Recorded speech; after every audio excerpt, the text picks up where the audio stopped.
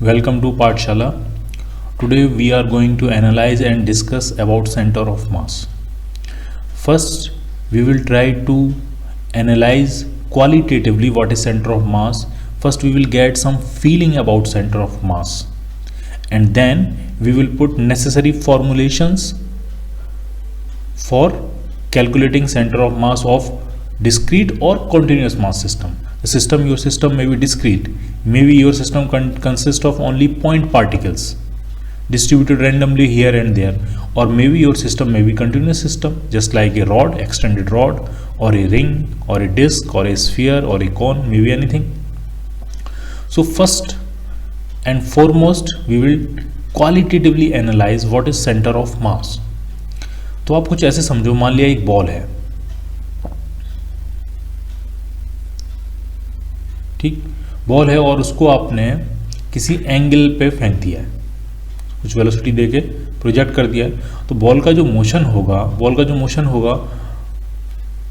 Wall पे present किसी भी पार्टिकल का अगर हम मोशन देखें, ढंग से देखो, मान लिया मैंने ये पार्टिकल P कंसीडर किया है और इसका अगर हम मोशन देखें तो जब बॉल मूव कर रही होगी, आप खुद से अपने हाथ से थ्रो करके देख सकते हो, तो बॉल साथ में रोटेट भी करती है और मूव भी करती है, ठीक, किसी एक्सिस के आउट रोटेट कर रही होगी और मूव कर रही होगी। वो डिपेंड करेगा आपने किस तरह से बॉल को फेंका है, किस तरह से आपने बॉल को स्विंग दिया, टर्न दिया, ठीक है। तो बॉल अपनी एक्सिस के आउट रोटेट भी करेगी और आगे मूव भी करेगी। तो आप किसी भी एक पॉइंट का, बॉल पे प्रेजेंट किसी भी पॉइंट का अगर आप पाथ कंसीडर करोगे तो वो पाथ कुछ इस तरह से होगा,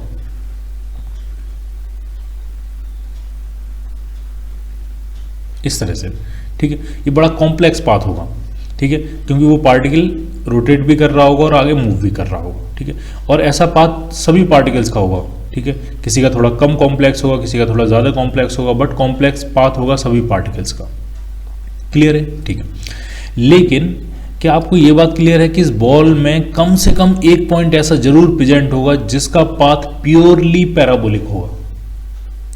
इस बॉल को अगर आपने फ्रीली फेंक दिया इस तरह से, तो इस बॉल के अंदर एक पॉइंट जरूर ऐसा होगा जिसका पाथ क्या होगा, प्योरली पैराबोलिक होगा, इसका पाथ एग्जैक्टली पैराबोलिक होगा, इस तरह से, ठीक। इसी तरह से मान लिया कोई एक रॉड है आपके पास, ठीक, और रॉड को आपने थ्रो कर दिया, ठीक है। तो रॉड क्या कर रही होगी, रॉड आगे की तरफ बढ़ रही होगी और साथ में क्या होती जा रही होगी, रोटेट हो रही होगी। आप अपने हाथ से फेंक के देख सकते हो रॉड को, कोई रॉड है, कोई भी ऑब्जेक्ट, किसी भी ऑब्जेक्ट को आप थ्रो करोगे तो ये इस तरह से मूव करता है, ठीक। तो अलग अलग पॉइंट्स जो हैं, अलग अलग पॉइंट्स का पाथ अलग अलग होगा। जैसे ये पॉइंट अगर हम कंसीडर करें तो इसका पाथ कैसे, अभी ये यहाँ है, फिर ये यहाँ है, फिर ये यहाँ है, फिर ये पॉइंट यहाँ है, फिर ये पॉइंट यहाँ है। लेकिन इस रॉड पे भी एक पॉइंट आपको ऐसा मिलेगा जिसका पाथ प्योरली क्या होगा, पैराबोलिक होगा, इस तरह से। तो वो पॉइंट क्या होगा, वो पॉइंट होगा उस रॉड का सेंटर ऑफ मास, ठीक। आप किसी कोई भी रैंडम ऑब्जेक्ट है, आप उसको क्या करो, फ्रीली हवा में उछाल दो, ऐसे रोटेट करके कुछ रोटेशनल एंगुलर वेलोसिटी देकर उसको फ्रीली हवा में उछाल दो, ठीक है, कुछ इस तरह से, ठीक है, कुछ रोटेशनल वेलोसिटी दो और इसको ऊपर थ्रो कर दो। तो वो जिस पॉइंट के अबाउट रोटेट कर रहा होगा, जिस पॉइंट के अबाउट वो ऑब्जेक्ट रोटेट कर रहा होगा, वही पॉइंट क्या होगा, उसका सेंटर ऑफ मास। क्लियर है ये, ठीक है। तो सेंटर ऑफ मास को डिफाइन कैसे किया गया, सेंटर मास को इस तरह से डिफाइन किया गया है कि when we consider the motion of a system of particles, जब भी सिस्टम ऑफ पार्टिकल्स है, चाहे वो आपकी बॉल हो या रॉड हो, उसमें कई सारे पार्टिकल्स हैं, ये ऑब्जेक्ट है रैंडम ऑब्जेक्ट, इसमें भी कई सारे पार्टिकल हैं, ठीक है। तो एक ऐसा पॉइंट जरूर होता है उस सिस्टम ऑफ पार्टिकल्स में, उस ऑब्जेक्ट में एक ऐसा पॉइंट जरूर होता है जिस पॉइंट पे हम ये एज्यूम कर सकते हैं या वो सिस्टम इस तरह से बिहेव करता है जैसे कि उस पॉइंट पे सभी इंडिविजुअल पार्टिकल्स के मासेस का सम कंसंट्रेट हो, या डायरेक्टली अगर उसको कहें तो वो सिस्टम इस तरह से बिहेव करता है कि जैसे कि पूरे सिस्टम का मास उसी पॉइंट पे क्या हो, कंसंट्रेट हो, और पूरे सिस्टम पे लगने वाले सभी फोर्सेस का रिजल्टेंट फोर्स उस पॉइंट पे लग रहा हो, ठीक है। मैं फिर से रिपीट कर रहा हूँ कि मान लिया कोई सिस्टम ऑफ पार्टिकल्स है, कोई भी रैंडम ऑब्जेक्ट है, उस पर कुछ फोर्सेस लग रहे हैं, F1,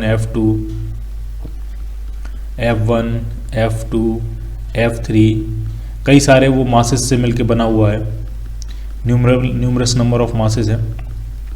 तो ये सिस्टम कैसे बिहेव करता है, ये सिस्टम ऐसे बिहेव करता है कि इस पे अगर आप एक पॉइंट ऐसा जरूर होगा और ये सिस्टम ऐसा बिहेव करेगा कि इस पूरे सिस्टम का मास जो है वो उसी पॉइंट पे कंसंट्रेट हो, पहला point.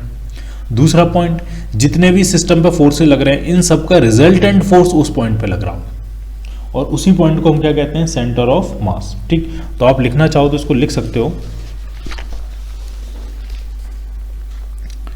when we consider the motion of a system of particles, when we consider the motion of a system of particles, there is one point in it which behaves as though the entire mass of the system is concentrated there, and resultant of all the forces acting is applied directly to it. This point is called center of mass of the system. Clear? तो centre of मास पे हम क्या मान सकते हैं, हम ये मान सकते हैं कि पूरे सिस्टम के सभी पार्टिकल्स का जो टोटल मास है वो सेंटर ऑफ मास पे कंसंट्रेट है, और उस सिस्टम पे लगने वाले सारे फोर्सेस का रिजल्टेंट फोर्स कहाँ लग रहा है, उस सेंटर ऑफ मास पे लग रहा है। ठीक, अब इसको फाइंड कैसे करते हैं, तो हम सबसे सिंपलेस्ट एग्जाम्पल लिख रहे हैं। सबसे सिंपलेस्ट एग्जाम्पल सबसे पहले कंसीडर कर रहे हैं, centre of mass of a two particle system. आपको इसमें दो पार्टिकल दिए हैं, एक पार्टिकल है ये मास m1 का, एक पार्टिकल है ये मास m2 का, पॉइंट पार्टिकल्स हैं एकदम। ठीक, और इनके बीच में कुछ सेपरेशन है स्मॉल d। ठीक, तो सबसे पहले हमें फाइंड करना है कि इस सिस्टम का सेंटर ऑफ मास कहाँ लाई करेगा। तो डेफिनेटली ये दो पॉइंट मास हैं, सेंटर ऑफ मास डेफिनेटली इनके बीच में कहीं ना कहीं लाई करेगा। कहाँ पे लाई करेगा, कितनी डिस्टेंस होगी वो हम फाइंड करेंगे। तो मैंने मान लिया इनके यहाँ पे ये सेंटर ऑफ मास लाई कर रहा है कहीं भी। ठीक, m1 से वो डिस्टेंस कितनी है, तो m1 से वो डिस्टेंस मान ली मैंने x1 कह देते हैं इसको, और m2 से वो डिस्टेंस कितनी मान ली है, x2। ठीक, तो क्या क्या इक्वेशन बनेगी, पहली इक्वेशन तो ये बनेगी कि x1 प्लस x2 जो है वो किसके बराबर होगा, वो आपका d के बराबर होगा, पहला पॉइंट। दूसरा पॉइंट क्या होगा कि अगर ये जो पॉइंट है जिसको हम सेंटर ऑफ मास कह रहे हैं, ये पॉइंट, इस पॉइंट के अबाउट, सेंटर ऑफ मास के अबाउट, ढंग से समझना आपको, सेंटर ऑफ मास के अबाउट मासेस का जो मोमेंट होता है वो जीरो होता है।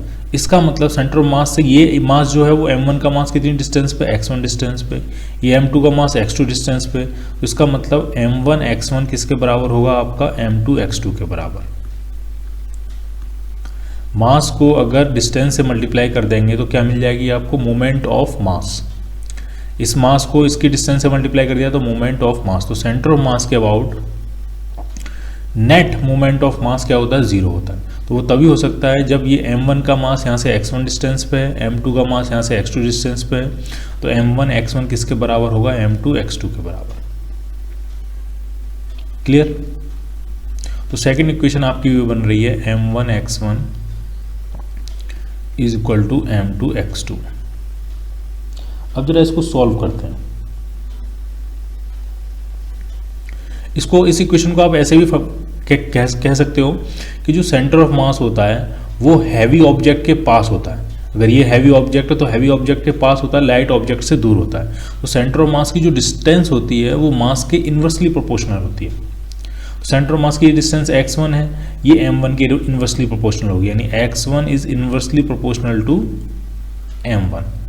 जितना हैवियर मास होगा उतनी सेंटर ऑफ मास से डिस्टेंस क्या होती जाएगी, कम होती जाएगी। जितना लाइटर मास होगा उतनी सेंटर ऑफ मास से डिस्टेंस क्या होती जाएगी, ज़्यादा होती जाएगी।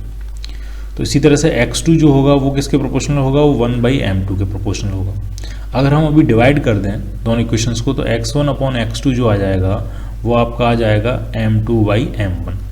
अब जरा क्रॉस मल्टीप्लाई कर लेते हैं, तो क्या वही इक्वेशन बन जाएगी, m1 x1 is equal to क्या बन जाएगी आपको, m2 x2।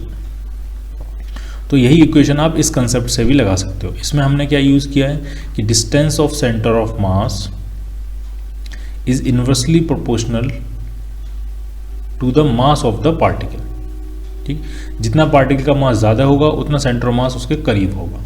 ठीक, तो ये दो इक्वेशन बन गई हैं और दो ही अननोन है आपके पास, एक x1 और एक x2। ठीक है, तो x1 अगर फाइंड करना है तो x2 की वैल्यू यहाँ से निकाल के इसमें पुट कर देते हैं, m1 x1 is equal to m2 x2। x2 कितना है, x2 आपका आएगा d माइनस x1। तो m2 x1 इस तरफ ले आएंगे तो x1 जब आप सॉल्व करोगे तो x1 आपको मिल जाएगा m2d upon m1 plus m2। और इसी तरह से जब आप x2 सॉल्व करोगे तो वो मिल जाएगा m1d upon m1 plus m2। Clear? तो आपने अगर x2 फाइंड करना है, x2 डिस्टेंस फाइंड करनी है तो m1 into D upon m1 plus m2, और अगर x1 डिस्टेंस फाइंड करनी है तो m2 into D upon m1 plus m2। ठीक है, अपोजिट वाले मास से हम क्या करते हैं, मल्टीप्लाई करते हैं। तो ये x1 x2 की वैल्यूज आ गई। ठीक है, जो सबसे इंपॉर्टेंट कंसेप्ट है वो आपको ये याद रखना है, m1 x1 is equal to m2 x2। फिर जो भी क्वेश्चन में चाहिए होगा वो हम फाइंड कर लेंगे। ठीक है, डिफाइन कैसे किया गया है, डिफाइन कैसे किया गया है वो आप समझो जरा, या पहले इसको थोड़ा सा और एनालाइज कर लेते हैं। इसमें अगर ये कहा जाए, एक स्पेशल सिचुएशन दी जाए आपको कि m1 is equal to m2, अब आपको बताना है सेंटर ऑफ मास कहाँ होगा, तो बाई इंट्यूशन आप डायरेक्ट कह सकते हैं अगर मासेस बराबर हैं तो centre of mass exactly mid में लाई करेगा, वो यहाँ से भी आ जाएगा। अगर आप इस इक्वेशन में m1 is equal to m2 put करोगे, m1 is equal to m2 is equal to m मान लेते हैं कुछ, तो यहाँ से x1 जो आएगा वो आपका d/2 आ जाएगा, यानी सेंटर ऑफ मास एग्जैक्टली कहाँ लाई कर रहा है, एग्जैक्टली मिड में लाई कर रहा है। क्लियर? और सेंटर ऑफ मास किस तरफ होता है, हैवियर ऑब्जेक्ट की तरफ होता है। ठीक, अगर यहाँ पे अगर हम ये कहें m1 is greater than m2, m1 is greater than m2, तो m1 अगर बड़ा है, बाकी d/m1 प्लस m2 यहाँ पे भी है, d/m1 प्लस m2 यहाँ पे भी है, तो अगर m1 बड़ा है तो किसकी वैल्यू ज़्यादा हो जाएगी, x2 की वैल्यू ज़्यादा हो जाएगी। It means x2 is greater than x1। तो हैवियर ऑब्जेक्ट m1 है तो उससे सेंटर ऑफ मास की डिस्टेंस x1 क्या हो गई, कम हो गई। लाइटर ऑब्जेक्ट m2 है तो उससे सेंटर ऑफ मास की डिस्टेंस क्या हो गई, ज़्यादा हो गई। ठीक है, तो अगर कोई सिस्टम दिया है और सिस्टम में पूछा है कि अंदाज़ा लगाना आपको सेंटर ऑफ मास कहाँ लाई करेगा, तो अगर सिस्टम सिमेट्रिक है, यूनिफॉर्म है, तो centre of mass exactly centre में होगा। लेकिन अगर सिस्टम का एक तरफ का हिस्सा थोड़ा हैवी है और दूसरी तरफ का हिस्सा लाइट है, तो centre of mass heavier object की तरफ कहीं मिलेगा, कहीं यहाँ पे कहीं सेंटर ऑफ मास आपको मिलेगा। क्लियर? तो 2 पॉइंट पार्टिकल्स का सेंटर ऑफ मास कैसे फाइंड करेंगे, उस सेंटर ऑफ मास की एक पार्टिकल से डिस्टेंस कितनी होगी, दूसरी पार्टिकल से डिस्टेंस कितनी होगी, सिस्टम का 2 पार्टिकल सिस्टम का सेंटर ऑफ मास किस पार्टिकल के करीब होगा, किस पार्टिकल से दूर होगा, वो सारी चीज़ें हमने समझ ली। ठीक है, तो अब अगर 2 से ज़्यादा पार्टिकल्स हैं तो हम सेंटर ऑफ मास कैसे कैलकुलेट करेंगे वो आपको समझना है। ठीक, तो मान लिया ये y एक्सिस है, ये मान लिया x एक्सिस है और ये मान लिया z एक्सिस है आपकी, और मैनी पार्टिकल सिस्टम है और पार्टिकल्स जो हैं वो रैंडमली डिस्ट्रीब्यूटेड है। मान लिया एक पार्टिकल है ये, इसका मास है m1, एक पार्टिकल है ये, इसका मास है m2, इसी तरह से एक पार्टिकल है ये, इसका मास है m3, एक पार्टिकल कहीं यहाँ है, इसका मास m4 है, कई सारे पार्टिकल्स हैं इस तरह से m5। ठीक, इन सब के कोऑर्डिनेट्स हैं। x1 का m1 का कोऑर्डिनेट जो है वो है x1 y1 z1। m2 का जो कोऑर्डिनेट होगा, पोजीशन जो होगी इस कोऑर्डिनेट सिस्टम के रिस्पेक्ट में x y z एक्सिस हैं ये, तो वो क्या है, x2 है, y2 है, z2 है। इसी तरह से m3 का पोजीशन है, m4 की पोजीशन है, m5 की पोजीशन, इसी तरह से ही बढ़ेगा। ठीक, तो इस सिस्टम का सेंटर ऑफ मास कहीं ना कहीं लाई कर रहा होगा। मान लिया ये है इस सिस्टम का सेंटर ऑफ मास, और उसके जो कोऑर्डिनेट्स हैं वो हमने माने XCM,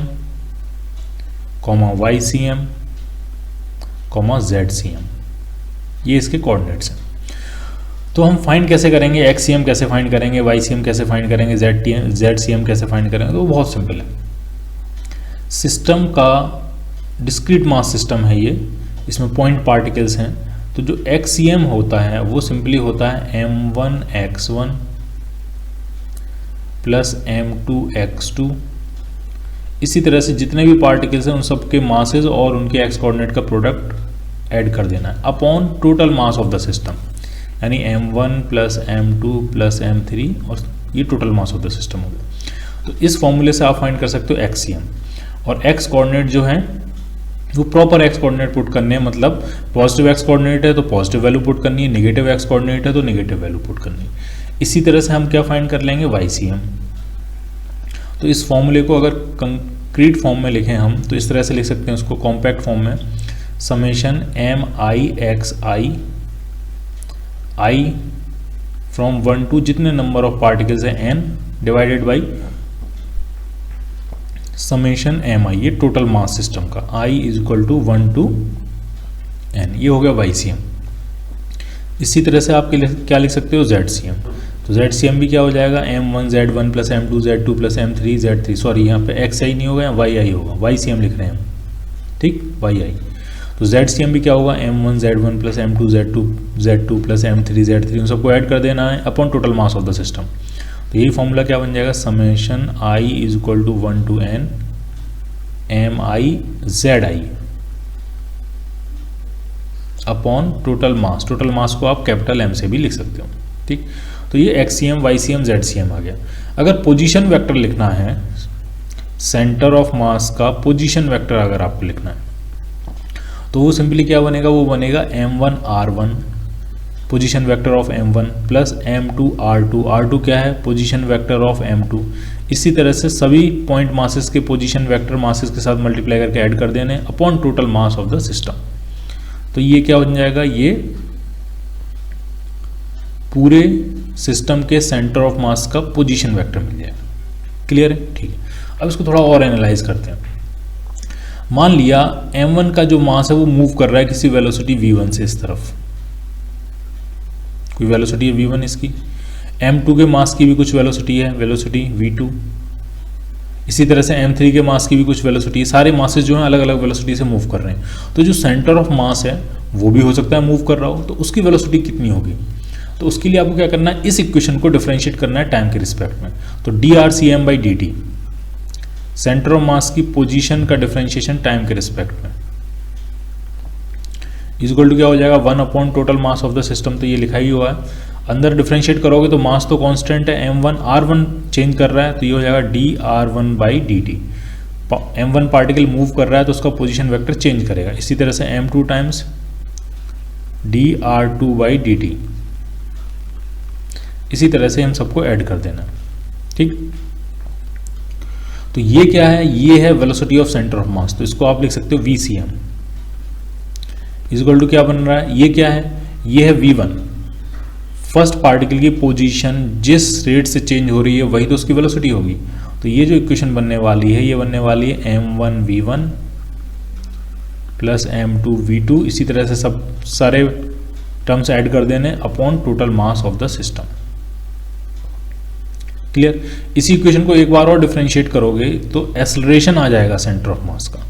सेंटर ऑफ मास का जो एक्सेलरेशन होगा वो क्या होगा, वो होगा M1A1, A1 फर्स्ट पार्टिकल का एक्सेलरेशन है, प्लस M2A2 सेकेंड पार्टिकल का एक्सेलरेशन है, इसी तरह से upon total mass of the system.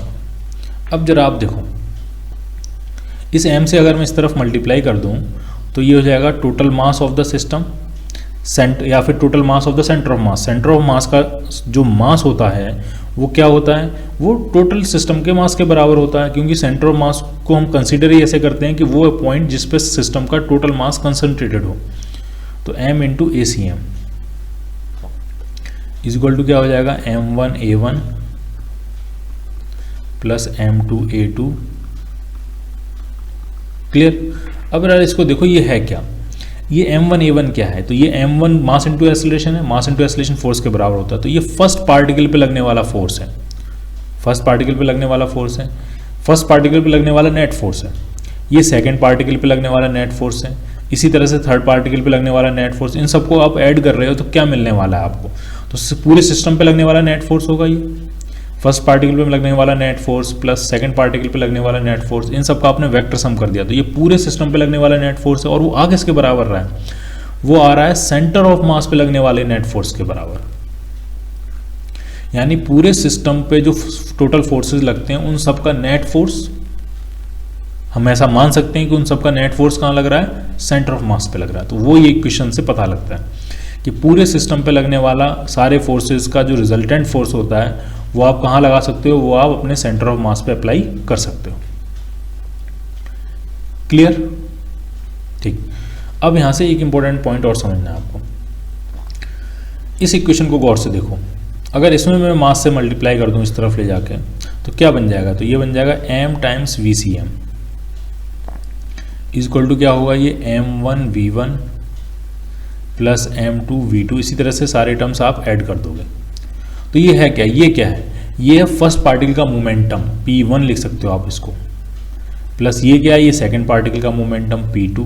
तो इसी तरह से आप सारे पार्टिकल्स के मोमेंटम ऐड कर दोगे, वेक्टर सम जब करोगे तो क्या मिलने वाला है आपको, तो इधर क्या है, ये मास किसका है, पूरे सिस्टम का मास, पूरे सिस्टम का मास, सेंटर ऑफ मास का मास एक ही बात होती है, और ये सेंटर ऑफ मास की वेलोसिटी है। तो ये है सेंटर ऑफ मास का मोमेंटम, यानी पूरे सिस्टम के सभी पार्टिकल्स के मोमेंटम का जो वेक्टर सम होगा, जो रिजल्टेंट मोमेंटम होगा, वही किसका मोमेंटम तो होता है, वही सेंटर ऑफ मास का मोमेंटम होता है। क्लियर? ठीक। तो यहां से एक पॉइंट और क्लियर होगा कि अगर पूरे सिस्टम पे लगने वाला नेट फोर्स 0 है, और नेट फोर्स लगता किस पे, नेट फोर्स सेंटर ऑफ मास पे लगता है, ठीक। तो अगर पूरे सिस्टम पे लगने वाला नेट फोर्स 0 है, तो सेंटर ऑफ मास पे लगने वाला नेट फोर्स 0 होगा, क्योंकि पूरे सिस्टम का नेट फोर्स कहाँ लगता है, सेंटर ऑफ मास पे ही लगता है जाकर। तो अगर पूरे सिस्टम पे लगने वाला नेट फोर्स 0 है, तो सेंटर ऑफ मास का मोमेंटम चेंज नहीं करेगा। तो सेंटर ऑफ मास का मोमेंटम क्या रहेगा, कांस्टेंट रहेगा, क्योंकि फोर्स होता है किसके बराबर है, rate of change of linear momentum के बराबर। अगर नेट फोर्स 0 है, तो पूरे सिस्टम का नेट मोमेंटम यानी सेंटर ऑफ मास का मोमेंटम जो रहेगा वो क्या रहेगा, वो कांस्टेंट रहेगा, वो टाइम के साथ वेरी नहीं करेगा। क्लियर है ये? अब जरा कुछ एग्जांपल्स करते हैं सेंटर ऑफ मास फाइंड करने के। तो सबसे पहले सबसे सिंपल इलस्ट्रेशन करते हैं। इसमें क्या है, 3 पार्टिकल्स दिए हैं आपको क्वेश्चन में। एक पार्टिकल है m1, उसका मास दिया आपको 1 kg। एक पार्टिकल है m2, उसका मास दिया आपको 2 kg। और एक पार्टिकल है m3, उसका मास मान लिया आपको दिया 4 kg। 3 पार्टिकल्स हैं और इनके पोजीशन वेक्टर्स दिए हैं, ठीक है, इनकी पोजीशंस दी हैं आपको, ठीक है। m1 जो पार्टिकल है वो कहाँ पे लाई कर रहा है, वो 1,4,1 पॉइंट पे लाई कर रहा है। जो m2 पार्टिकल है वो 2,3,-1 पे लाई कर रहा है, और जो m3 पार्टिकल है वो 1,2,1 पॉइंट पे लाई कर रहा है। अलग अलग पॉइंट्स पे ये 3 पॉइंट मासेस जो हैं वो लाई कर रहे हैं। आपसे पूछा गया है कि सेंटर ऑफ मास का पोजीशन वेक्टर क्या होगा, वो आपको फाइंड करना है। तो सेंटर ऑफ मास का पोजीशन वेक्टर का सीधा सा फॉर्मूला होता है क्या, m1r1 प्लस m2r2। 3 पार्टिकल्स हैं, तो ये फॉर्मूला हम कहाँ तक एक्सटेंड करेंगे, m3 तक, m3r3 upon total mass of the system. तो जरा सारी वैल्यूज पुट कर देते हैं। m1 कितना है, 1 kg। r1 कितना है, फर्स्ट पार्टिकल का पोजीशन वेक्टर क्या है, तो वो 1 i cap plus 4 j cap plus 1 k cap. तो ये हो जाएगा i cap plus 4 j cap plus k cap, plus m2 मास कितना है, 2 kg। उसका पोजीशन वेक्टर कितना है, 2 i cap plus 3 j cap minus k cap.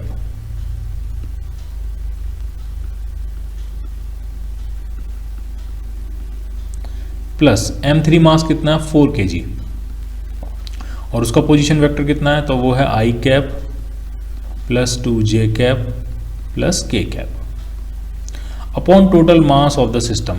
System का टोटल मास कितना हुआ, 1 kg plus 2 kg plus 4 kg and it will be 7 kg। तो अब इनको कैसे ऐड करेंगे हम, तो i कैप के सारे कंपोनेंट i कैप के साथ लिख लेंगे, j कैप को सारे कंपोनेंट j कैप के साथ, इसी तरह से k कैप के सारे कंपोनेंट k कैप के साथ। तो यहाँ है ये 1 i cap plus 2 2 4 i cap plus 4 i cap, तो ये हो गया आपका 9 i कैप। j कैप के साथ देखें तो ये 4 j कैप, और ये 2 3 6 j कैप, और ये 8 j cap. 4 plus 6 10 plus 8 18 j cap. Calculation आप खुद करो, बेहतर है। इसी तरह से k कैप, तो ये 1 k cap minus 2 k cap plus 4 k cap, minus 2 plus 4 plus 2 और 1 3 k कैप अपॉन 7। तो बहुत ज़्यादा आप इसमें से 3 कॉमन ले सकते हो, तो 3/7 times 3 i cap 6 J cap plus के कैप। तो ये पोजीशन वेक्टर होगा किसका, सेंटर ऑफ मास का। क्लियर। एक और इलस्ट्रेशन करते हैं। इसमें क्या है कि आपको स्क्वायर दिया है, ये वाई एक्सिस है, ये आपकी एक्स एक्सिस हुई, ये एक्स एक्सिस है, ये आपकी वाई एक्सिस है, ठीक। और इसमें सिंपली आपको एक स्क्वायर दिया हुआ इस तरह से। स्क्वायर के कॉर्नर्स पे 4 पॉइंट मासेस रखे हुए हैं, ठीक है। तो अगर ड्रॉ करें तो एक पॉइंट मास यहाँ रखा हुआ है, एक पॉइंट मास यहाँ रखा हुआ है, एक पॉइंट मास यहाँ रखा हुआ है, और एक पॉइंट मास यहाँ रखा हुआ, ठीक। एक और पॉइंट मास अपनी मर्जी से रख लेते हैं, मान लिया वो आपने सेंटर पे रखा हुआ, इसके सेंटर पे भी एक और पॉइंट मास रखा हुआ। ये कई सारे पॉइंट मासेज हैं, इनके मासेज अलग अलग दिए हैं। तो ये मास दिया है आपको 2 kg, ये मास दिया है मान लिया आपको 3 kg, इसको मान लेते हैं 1 kg, और इसको मान लेते हैं 4 kg, और जो सेंटर में है उसको मान लिया हमने 10 kg। ये पूरा सिस्टम दिया है आपको पॉइंट मासेस का। डिस्क्रीट मास सिस्टम है, कंटिन्यूस मास सिस्टम नहीं है। जब पॉइंट मासेस अलग अलग पॉइंट पे लोकलाइज्ड होते हैं तो ये डिस्क्रीट मास सिस्टम होता है। कंटिन्यूस मास सिस्टम कैसा होता है, जिसमें मास कंटिन्यूसली होता है, जैसे कि रॉड है, रिंग है, कोई भी 3D ऑब्जेक्ट है, 2D ऑब्जेक्ट है, ये सारे पॉइंट मासेस हैं। अब आपको इस सिस्टम का सेंटर ऑफ मास के कोऑर्डिनेट्स पूछे हैं आपको, यानी आपको XCM, YCM आपको बताना है। 2 डायमेंशनल क्वेश्चन है। और स्क्वायर की जो लेंथ दी है, स्क्वायर की जो साइड है उसकी लेंथ आपको दी है L, स्मॉल l। तो हम क्या करेंगे इन सारे पॉइंट पार्टिकल्स के पहले कोऑर्डिनेट्स लिखेंगे और फिर सीधे सीधा फॉर्मूला लगा देंगे। तो इस 4 kg के कोऑर्डिनेट्स क्या हैं, 0, 0। इस 1 kg के कोऑर्डिनेट्स क्या हैं, 1 L, 0। इसके कोऑर्डिनेट्स क्या होंगे, L, L, and this one is having coordinates of 0, L। What is the coordinate of this 10 kg point mass? 10 kg is lying at the center of the square, so its x coordinate is L by 2, at the same time its y coordinate is also L by 2. So here is the x coordinate and the y coordinate.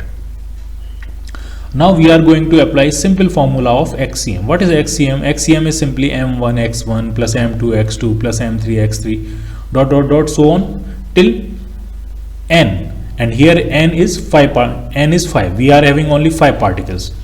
So we will start m1 x1 m2 x2 divided by upon total mass of the system. So this we can put m1, this we can put m2, and this one is m3, this one we can call m4, and this one we can call m5.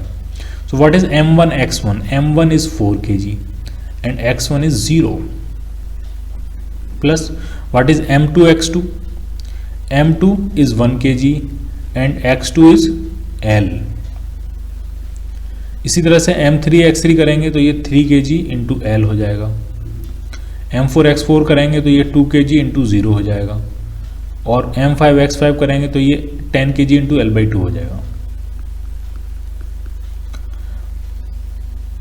Upon total mass system का कितना है, तो 4 और 1 5 और 3 8 और 2 10 plus 10 20 kg। अब आप मुझे ये बताओ, ये वाले टर्म्स तो सारे जीरो हो जाने, ये वाला टर्म जीरो हो जाना, ये वाला टर्म जीरो हो जाना, यानी जो पॉइंट मासेस, जिन पॉइंट मासेस के लिए एक्स कोऑर्डिनेट जीरो है, जैसे कि ये इसका एक्स कोऑर्डिनेट जीरो है, इसका एक्स कोऑर्डिनेट जीरो है, तो वो वाले टर्म तो जीरो हो जाएंगे। तो क्या मैं यहाँ से ये कंक्लूड कर सकता हूँ कि सिस्टम का XCM सिर्फ उन्हीं पॉइंट मासेस पर डिपेंड करता है जिनके लिए एक्स कोऑर्डिनेट जीरो नहीं होता है, क्योंकि ये वाले टर्म्स तो दोनों जीरो हो जाएंगे।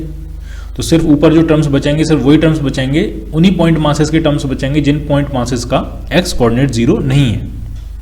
तो क्या यहाँ से ये कंक्लूजन दिया जा सकता है कि सिस्टम का XCM सिर्फ उन्हीं पॉइंट मासेस पे डिपेंड करता है जिन पॉइंट मासेस का एक्स कोऑर्डिनेट जीरो नहीं होता है। सोचो आप इस बात को। तो ऐसा नहीं है, क्यों? ऊपर तो टर्म जीरो हो गए हैं, वो सारे मासेस के प्रोडक्ट डिस्टेंसेस के साथ जीरो हो गए हैं, लेकिन नीचे तो उनका एडिशन हुआ ही है। इस 20 में तो वो 4 kg भी है, वो 2 kg भी है, ठीक है। तो ऐसा नहीं करना है कि एक्सीएम निकालो तो इन पॉइंट्स को आप छोड़ दो, छोड़ना नहीं है आपको, ठीक है। ऊपर उनकी वैल्यू 0 जरूर है लेकिन नीचे वो कंट्रीब्यूट कर रहे हैं, तो ओवरऑल एक्सीएम में वो कंट्रीब्यूट करेंगे, ठीक है। तो कितना आंसर आने वाला है, एल ये है, 3L ये है और 5L ये है, 4 + 5 9L/2, 9L/20। तो ये हो गया एक्सीएम। इसी तरह से आप क्या फाइंड कर सकते हो, वाईसीएम। तो डायरेक्ट लगाते हैं M1Y1 4 × 0 plus M2Y2 1 × 0 plus M3Y3 3 × L, 3L सीधे लिख देते हैं। M4Y4 तो 2 × L, 2L प्लस M5Y5 तो 10 × L/2 तो कितना हो जाएगा ये 5L upon total mass of the system, वो तो उतना ही रहेगा 20। तो ये दोनों टर्म 0 हो गए और ये दोनों टर्म मिलके 5L, 5L + 5L 10L और 10L/20 यानी L/2। तो YCM जो हो रहा है वो L/2 आ रहा है, जबकि XCM जो हो रहा है वो 9L/20 आ रहा है। इसका मतलब आप समझो जरा, अगर YCM एग्जैक्टली मिड में लाई कर रहा है, YCM जो है वो एग्जैक्टली कहाँ लाई कर रहा है, मिड में लाई कर रहा है। Y कोऑर्डिनेट कितना है, L/2। तो इसका मतलब सिस्टम का मास डिस्ट्रीब्यूशन जितनी डिस्टेंस पे ऊपर होगा उतना ही उतनी डिस्टेंस पे नीचे होगा। यानी सिस्टम का टोटल मास ऊपर कितना है, 2 kg + 3 kg 5 kg और नीचे भी कितना है, 4 kg + 1 kg 5 kg। तो ऊपर भी उसी लाइन के अलोंग 5 kg, नीचे भी उसी लाइन के अलोंग 5 kg। तो एग्जैक्टली इसलिए Y कोऑर्डिनेट उसका सेंटर ऑफ मास का एग्जैक्टली कहाँ लाई करेगा, मिड में लाई करेगा। अब जरा X कोऑर्डिनेट को देखें, इसी तरह से अगर हम X कोऑर्डिनेट को एनालाइज करें तो इस वर्टिकल लाइन पे मास कितना है, 6 kg और इस वर्टिकल लाइन पे मास कितना है, सिर्फ 4 kg। तो डेफिनेटली जो सेंटर ऑफ मास होगा वो इस तरफ शिफ्टेड होगा। एक्सीएम की बात कर रहे हैं, एक्सीएम थोड़ा सा इस तरफ शिफ्टेड होगा और हैवी 9L/20, ये L/2 से थोड़ा सा कम है, होना भी चाहिए। Clear. Now we are going to discuss centre of mass of continuous bodies. Till now we have discussed discrete mass system in which point masses are distributed all over the region, but now we are going to discuss continuous bodies। तो अभी हम अगर देखें एकदम random, एकदम general situation देखें तो मान लिया कोई एक ऑब्जेक्ट है, रैंडम 3D ऑब्जेक्ट है किसी भी तरह से, ठीक, और हमें इस सिस्टम का सेंटर ऑफ मास मान लिया कैलकुलेट करना है। तो हम कैसे करेंगे, मान लिया ये X एक्सिस है आपकी, ये Y एक्सिस है, ये Z एक्सिस है। तो हम क्या करते हैं, हम किसी भी कोई एक पोजीशन वेक्टर बनाएंगे, एक छोटा सा एलिमेंट, छोटा सा स्मॉल मास एलिमेंट कंसीडर करेंगे, वेरी स्मॉल मास एलिमेंट, इस तरह से, ठीक। उसका मास कितना होगा, dm, ठीक। उसके x y z कोऑर्डिनेट्स क्या होंगे, x small y small z। Clear, ठीक। तो इस पूरे ऑब्जेक्ट का जो XCM होगा वो होगा इंटीग्रेशन, जो समेशन था वो हम किस में कन्वर्ट कर देंगे, इंटीग्रेशन में, ठीक है।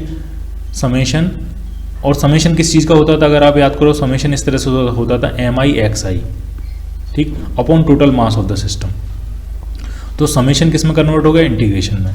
उस स्मॉल एलिमेंट का मास पहले हम क्या लेते थे, MI, अब यहाँ पे मास कितना है, dm, और उसका जो x कोऑर्डिनेट होता था उसको कहते थे xi, यहाँ पे उसका x कोऑर्डिनेट क्या है, x। तो ये हो जाएगा x dm, integration x dm upon total mass of the system integration dm, that will be equal to capital M, ठीक। तो XCM का ये फॉर्मूला बन जाएगा, XCM is equal to integration x dm upon integration dm। ये क्या है, ये है total mass of the system, और ये इंटीग्रेशन किसका कन्वर्टेड फॉर्म है, ये समेशन की कन्वर्टेड फॉर्म, ठीक है। इसी तरह से उसका जो YCM होगा, उस सिस्टम का जो YCM होगा, तो उसका फॉर्मूला क्या बनेगा, integration YDM upon integration dm लिख सकते हो आप, या डायरेक्ट कैपिटल M लिख सकते हो उसको, ठीक है। इंटीग्रेशन dm लिखो तो ज़्यादा बेहतर है, उसका रिजल्ट कैपिटल M ही आने वाला है, ठीक है। ये x क्या है, ये x है इस dm मास का x पोजीशन, और ये y क्या है, ये y है इस dm मास की y पोजीशन, y कोऑर्डिनेट। इस dm मास का ये x कोऑर्डिनेट है, इस dm मास का ये y कोऑर्डिनेट है। इसी तरह से जो ZCM होगा सिस्टम का, वो होगा integration z dm over integration dm। ये z क्या है, ये z है इस dm मास का z कोऑर्डिनेट। और इसी तरह से हम पूरे सिस्टम पे, पूरे ऑब्जेक्ट पे इसको इंटीग्रेट कर देंगे तो आपको एक्सीएम मिल जाएगा, वाईसीएम मिल जाएगा इन जनरल, और इन प्रिंसिपल जेडसीएम मिल जाएगा आपको। क्लियर। अब इसका यूज़ कैसे करेंगे वो अब देखते हैं। तो सबसे पहले सबसे सिंपलेस्ट कंटिन्यूस मास सिस्टम लेते हैं, वो होती है आपकी एक simple plain rod, uniform rod. तो मान लिया इस तरह से ये सिस्टम है आपका, मान लिया ये एक्स एक्सिस है, ये मान लिया ये वाई एक्सिस है, और इस पे एक रॉड रखी हुई है। मान लिया ओरिजिन से, सिंपलीफाई केस, सबसे सिंपल केस लेते हैं। मान लिया ओरिजिन, एक एंड उसका ओरिजिन पर रखा हुआ एल लेंथ की रॉड है ये, और हमें इसका सेंटर ऑफ मास फाइंड करना है। तो बाय इंट्यूशन हमको पता है कोई यूनिफॉर्म ऑब्जेक्ट होता है तो उसका सेंटर ऑफ मास एग्जैक्टली उसके मिड में होता है, यानी रॉड का सेंटर ऑफ मास एग्जैक्टली उसके सेंटर में होगा। अब इसी को हम कैलकुलेशन की हेल्प से फाइंड करेंगे। ठीक, तो रॉड की कुछ वैल्यूज दे लेते हैं। मान लिया रॉड का मास कैपिटल एम है, रॉड की लेंथ कैपिटल एल है। इसका मतलब इस पॉइंट का जो कोऑर्डिनेट होगा वो होगा एल, 0, और ओरिजिन से रॉड स्टार्ट हुई है तो कोऑर्डिनेट क्या होगा 0, 0। और ये कंटिन्यूस मास सिस्टम है, मास का जो डिस्ट्रीब्यूशन है वो 0, 0 से एल, 0 तक कंटिन्यूस है। ठीक है, तो ये एक्स एक्सिस के अलोंग लाई कर रही है, इसका वाईसीएम तो 0 ही होगा क्योंकि पूरी की पूरी रॉड कहाँ है, एक्सिस के अलोंग लाई कर रही है। ठीक है, तो जरा सॉल्व करते हैं इसको। तो हम क्या कैसे करेंगे, यहां से कुछ एक्स डिस्टेंस पे आएंगे और एक वेरी स्मॉल एलिमेंटल मास कट करेंगे जिसकी थिकनेस क्या मानेंगे हम dx, और जिसका मास क्या मानेंगे हम dm, और फॉर्मूला क्या लगाएंगे एक्सीएम के लिए, XCM is equal to integration X dm over total mass of the system. और ये ध्यान होना चाहिए कि ये जो x होता है ये क्या होता है, ये इस dm एलिमेंटल मास का x कोऑर्डिनेट होता है। ठीक, तो जरा लगाते हैं फॉर्मूला, देखते जाओ आप। ये dm एलिमेंटल मास होगा कितना, जरा वो फाइंड करते हैं। तो dm जो मास होगा वो होगा मास per unit length. Mass per unit length क्या होगी m/l, total mass capital M है, टोटल लेंथ कैपिटल L है, तो मास पर यूनिट लेंथ होगी m/L इनटू इट्स लेंथ, और इसकी लेंथ कितनी है dx, तो ये आ गया आपका dm। ठीक, इस dm का x कोऑर्डिनेट कितना है, तो ये बहुत अच्छी बात है कि ये रॉड जो है वो आपकी ओरिजिन से स्टार्ट हुई है, तो इसका जो x कोऑर्डिनेट होगा वो इसी x के बराबर होगा। अगर ये रॉड कहीं और से स्टार्ट कर रही होती तो फिर x कोऑर्डिनेट और लेंथ से जो डिस्टेंस होती वो अलग अलग हो जाती। ठीक है, अभी हम चीज़ें सिंपल रखते हैं। तो इस dm का जो x कोऑर्डिनेट होगा, मैं फिर से रिपीट कर रहा हूँ, इसका जो x कोऑर्डिनेट होगा वो इसी लेंथ x के बराबर होगा। तो सिंपली x इंटू डी की वैल्यू क्या है, dm की वैल्यू है m/l into dx upon dm की वैल्यू क्या है m/l इंटू dx। x की लिमिट्स, तो रॉड आपकी यहाँ से स्टार्ट हो रही है 0, 0 से, तो लिमिट्स पड़ेंगी 0 to, और रॉड कहाँ पे खत्म हो जा रही है l, 0 पे खत्म हो जा रही है। तो x जो है x की लिमिट पड़ेंगी 0 to l, इस केस में भी पड़ेगी 0 to l और इस केस में भी पड़ेगी आपकी 0 to l।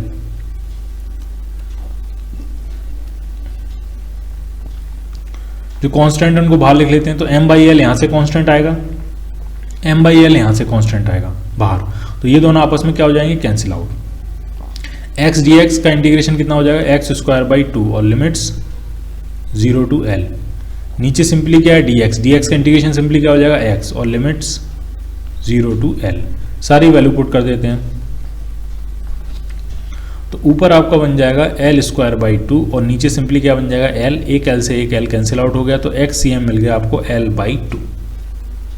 तो सेंटर ऑफ मास का कि जो x कोऑर्डिनेट होगा रॉड का वो कितना होगा l/2। l/2 का मतलब रॉड का जो सेंटर ऑफ मास लाई करेगा वो कहाँ लाई, यूनिफॉर्म रॉड का सेंटर ऑफ मास कहाँ लाई करता है, एग्जैक्टली उसके मिड में।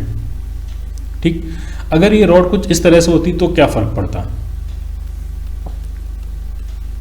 मान लिया ये रॉड कुछ इस तरह से होती,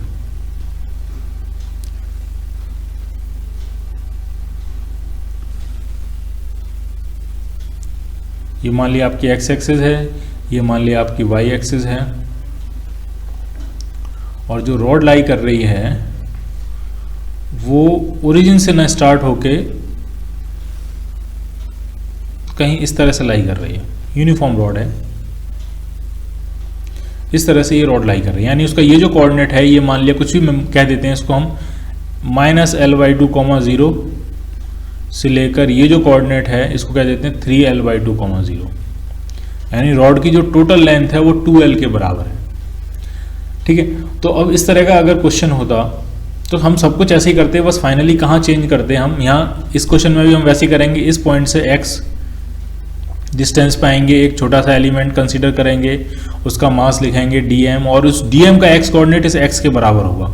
x के बराबर तभी होगा जब हम ओरिजिन से कंसीडर करेंगे। अगर हमने लेंथ यहाँ से कंसीडर की होती x इस तरह से, तो अब dm का जो x कोऑर्डिनेट होता वो इस x के बराबर नहीं होता। वो किसके बराबर होता? वो होता आपका x माइनस l/2 के बराबर, क्योंकि ये डिस्टेंस कितनी है l/2। x कोऑर्डिनेट सिर्फ होगा इतना, सॉरी हाँ, x कोऑर्डिनेट सिर्फ होगा इतना, तो x कोऑर्डिनेट कितना हो जाएगा? तो कैपिटल X माइनस l/2। तो उस कॉम्प्लिकेशन से बचने के लिए हमेशा हम कहाँ से कंसीडर करते हैं? ओरिजिन से कंसीडर करते हैं, ताकि ये जो x डिस्टेंस है वही उस dm मास का x कोऑर्डिनेट बन जाए। ठीक है, तो सब पूरा क्वेश्चन ऐसा ही रहेगा, सिर्फ क्या चीज़ चेंज होती है? लिमिट्स चेंज होती है। अब जो रॉड है आपकी, वो आपकी माइनस l/2 से कहाँ तक है? 3l/2 तक है। और दूसरा क्या चेंज होता है? दूसरा यहाँ चेंज हो जाता है। अब जो मास तो m ही है, लेकिन लेंथ अब कितनी हो गई? 2l, तो मास पर यूनिट लेंथ भी क्या हो जाएगी? 2l। वो सारी चीज़ें चेंज हो जाती हैं। ठीक, तो अब एक और क्वेश्चन करते हैं जिसमें यूनिफॉर्म रॉड नहीं है, नॉन यूनिफॉर्म रॉड है। यूनिफॉर्म रॉड का तो सिंपल है, सेंटर ऑफ मास कहाँ होगा? उसके सेंटर अप्लाई करेगा। अब जो आपके पास रॉड है वो आपकी नॉन यूनिफॉर्म रॉड है, और वो भी एक्स एक्सिस पे लाई कर रही है।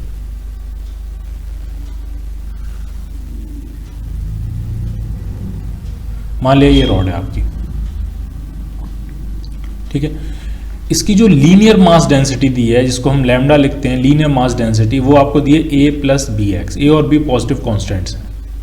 इसका मतलब जैसे जैसे x की वैल्यू बढ़ती जाएगी, x कोऑर्डिनेट है, जैसे जैसे रॉड पे आगे की तरफ बढ़ते जाएंगे, रॉड की डेंसिटी और बढ़ती जाएगी, रॉड और हैवियर और हैवियर और हैवियर होती जाएगी। अब इस रॉड का आपको क्या फाइंड करना है? इस रॉड का सेंटर ऑफ मास फाइंड करना है। लेंथ आपको क्वेश्चन में दी है, ये कोऑर्डिनेट है 0,0 और ये कोऑर्डिनेट है l,0। रॉड की लेंथ जो है वो कैपिटल L के बराबर है। अब आप अपने इंट्यूशन से इसको सॉल्व नहीं कर सकते, अब आपको पूरा कैलकुलस की हेल्प से ही सॉल्व करना पड़ेगा। तो कैसे करते हैं हम? यहाँ से कहाँ आएंगे? हम x डिस्टेंस पे आएंगे, ये x डिस्टेंस है। एक dx का एलिमेंटल मास कट करेंगे यहाँ से, ये dx का एक एलिमेंटल मास है। इसकी लेंथ कितनी है? dx। इसका मास कितना होगा? dm। तो dm होता है mass per unit length into its length. Mass per unit length question में ऑलरेडी आपको कितनी दे रखी है? लैम्डा। तो ये इसका मास हो जाएगा। हमको अगर xcm फाइंड करना है तो वही पुराना formula, integration x dm over integration dm। Limits rod कहाँ से कहाँ तक है? रॉड आपकी 0 से लेकर l तक है, तो x कोऑर्डिनेट 0 टू l जो है वो वेरी करेगा। सारी वैल्यूज पुट कर देते हैं। x dm कितना है? dm है आपका lambda times dx upon integration lambda times dx। Limits बाद में लगा देंगे। लैम्डा की वैल्यू पुट कर देते हैं।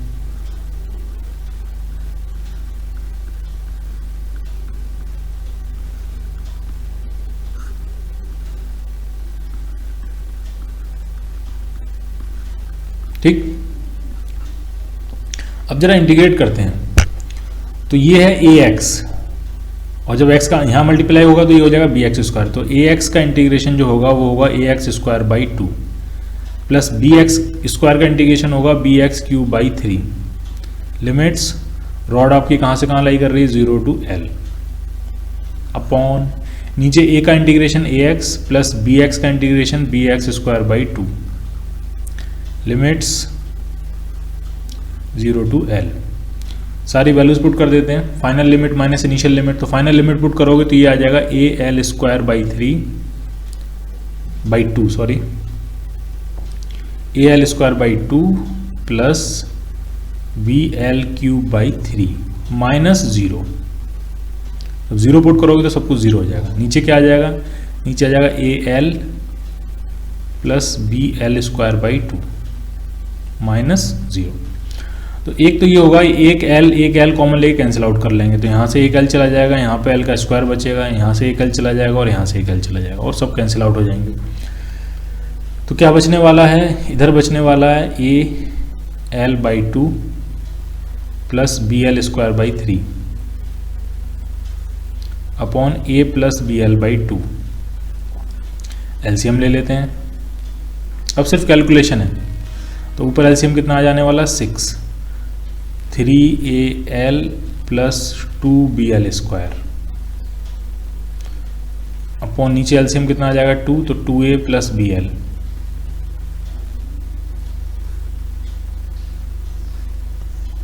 मल्टीप्लाई कर लेते हैं,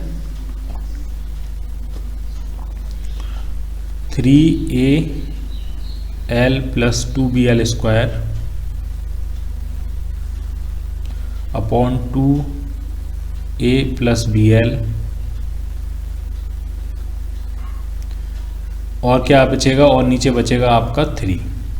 ठीक, तो जो XCM आने वाला है, जो नॉन यूनिफॉर्म रॉड का XCM आने वाला है, इसमें से L कॉमन ले सकते हैं यहाँ से, तो L/3 ऊपर कितना आ जाएगा, ऊपर आ जाएगा 3A प्लस 2BL, और नीचे कितना आ जाएगा 2A प्लस BL। ठीक, तो ये उसका क्या बन जाएगा, एक्स कोऑर्डिनेट बन जाएगा सेंटर ऑफ मास का। क्लियर। तो अब आपको समझ में आ गया होगा कि इंटीग्रेशन को हम कैसे यूज करेंगे नॉन यूनिफॉर्म सिस्टम के लिए। यूनिफॉर्म सिस्टम के लिए तो सिंपल है, आप डायरेक्टली इंट्यूशन से फाइंड कर सकते हो, डायरेक्टली कह सकते हो कि यहाँ पे होगा, लेकिन नॉन यूनिफॉर्म के लिए आपको इंटीग्रेशन की ही हेल्प लेनी पड़ेगी। Now we are going to discuss centre of mass of some well known rigid objects. इसमें कुछ इंपॉर्टेंट ऑब्जेक्ट्स होंगे, उनके सेंटर ऑफ मास, हम सेंटर ऑफ मास की पोजीशंस लिखेंगे और उनकी वैल्यूज याद करेंगे। ठीक है, अभी हम ड्राइव नहीं करेंगे। यूनिफॉर्म रेक्टेंगल, जैसे रेक्टेंगल यूनिफॉर्म रेक्टेंगुलर प्लेट है ये बेसिकली, ठीक है, 2 डायमेंशनल ऑब्जेक्ट है, यूनिफॉर्म रेक्टेंगुलर प्लेट है, तो उसका जो सेंटर ऑफ मास होगा वो कहाँ होता है, वो उसके जो डायगोनल्स के इंटरसेक्शन पॉइंट्स पे होता है, यानी उसके सेंटर में। रेक्टेंगल के डायगोनल के इंटरसेक्शन पॉइंट पे क्या होगा, उसका सेंटर ऑफ मास होगा इस प्लेट का। ये यूनिफॉर्म प्लेट है, रेक्टेंगुलर प्लेट। इसी तरह से स्क्वायर का जो सेंटर ऑफ मास होगा, एक स्क्वायर प्लेट है ये, यूनिफॉर्म स्क्वायर प्लेट, तो वो भी कहाँ होगा, इसके डायगोनल्स के इंटरसेक्शन पॉइंट पे, यानी उसके सेंटर पे, ये सेंटर ऑफ मास होगा। ठीक है, एक सर्कुलर प्लेट है, उसका सेंटर ऑफ मास उसके सेंटर पे होगा, ये प्लेट है ये, ठीक, सर्कुलर प्लेट। ये सारे भी क्या है, ये स्क्वायर शेप में प्लेट है ये, और ये रेक्टेंगुलर प्लेट है। तो इन तीन का तो बहुत सिंपल है। अब जरा आते हैं ट्रायंगुलर प्लेट पे। अगर कोई ट्रायंगुलर प्लेट है, इसका सेंटर ऑफ मास कहाँ लाई करता है, तो इसका जो सेंटर ऑफ मास लाई करता है वो इस ट्रायंगल के मीडियंस के इंटरसेक्शन पॉइंट पे। मीडियन क्या होती है, तो मान लिया इस पॉइंट से अगर हम मीडियन खींचेंगे तो सामने वाली लेंथ को बाइसेक्ट करने वाली जो लाइन होगी, यानी इस पॉइंट से सामने वाली लेंथ के मिड पॉइंट को मिला देंगे तो ये मीडियन हो जाएगी। अगर नेमिंग करें हम, तो मान लिया ट्रायंगल आपका ABC है, तो BC के मिड पॉइंट D को A पॉइंट से मिला देंगे तो ये एक मीडियन होगी। इसी तरह से AC के मिड पॉइंट E को अगर हम B से मिला देंगे तो ये सेकंड मीडियन हो जाएगी। इसी तरह से एक और मीडियन अगर बनाना चाहें तो AB के मिड पॉइंट को कैसे मिलाएंगे, C से मिलाएंगे। ठीक, तो इन मीडियंस का जो इंटरसेक्शन पॉइंट होता है वो होता है किसी भी यूनिफॉर्म ट्रायंगुलर प्लेट का सेंटर ऑफ मास। क्लियर। और इसी का एक नाम होता है, इसको कहते हैं हम सेंट्रॉइड। इसी का एक और नाम होता है, इसको हम क्या कहते हैं, सेंट्रॉइड। ठीक है, तो स्क्वायर, रेक्टेंगल, सर्कुलर प्लेट का तो सिंपल है, ये ट्रायंगुलर प्लेट का आपको याद रखना है। मीडियंस के इंटरसेक्शन पॉइंट पे, यानी सेंट्रॉइड पे। सेंट्रॉइड पे क्या होता है, किसी भी यूनिफॉर्म ट्रायंगुलर प्लेट का सेंटर ऑफ मास होता है। ठीक, अब थोड़े से और कॉम्प्लिकेटेड सिचुएशंस लेते हैं।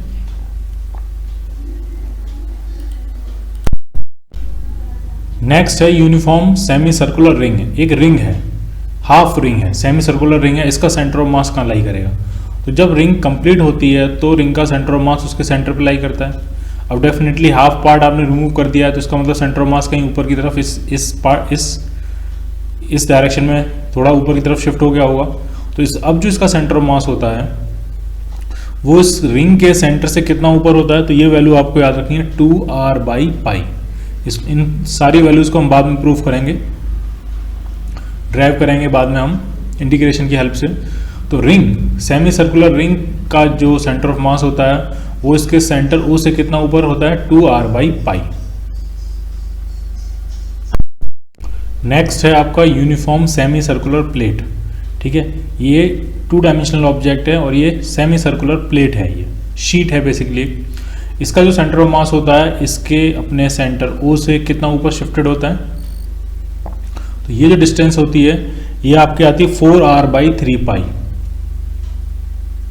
जब सेमी सर्कुलर रिंग होती है तो उसकी डिस्टेंस आती है 2r/π और इसकी डिस्टेंस आती है 4r/3π। ठीक, नेक्स्ट है आपका सॉलिड हेमिस्फीयर।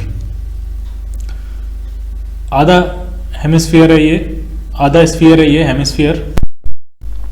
अब ये आपका सॉलिड हेमिस्फीयर, ठीक है, ये पूरा सॉलिड है, ये हेमिस्फीयर है। इसका जो सेंटर ऑफ मास होता है वो इसके सेंटर से कितना ऊपर शिफ्टेड होता है, ये इस पॉइंट है, इस पॉइंट पे सेंटर ऑफ मास होता है। तो ये जो डिस्टेंस होती है ये होती है आपकी 3r/8।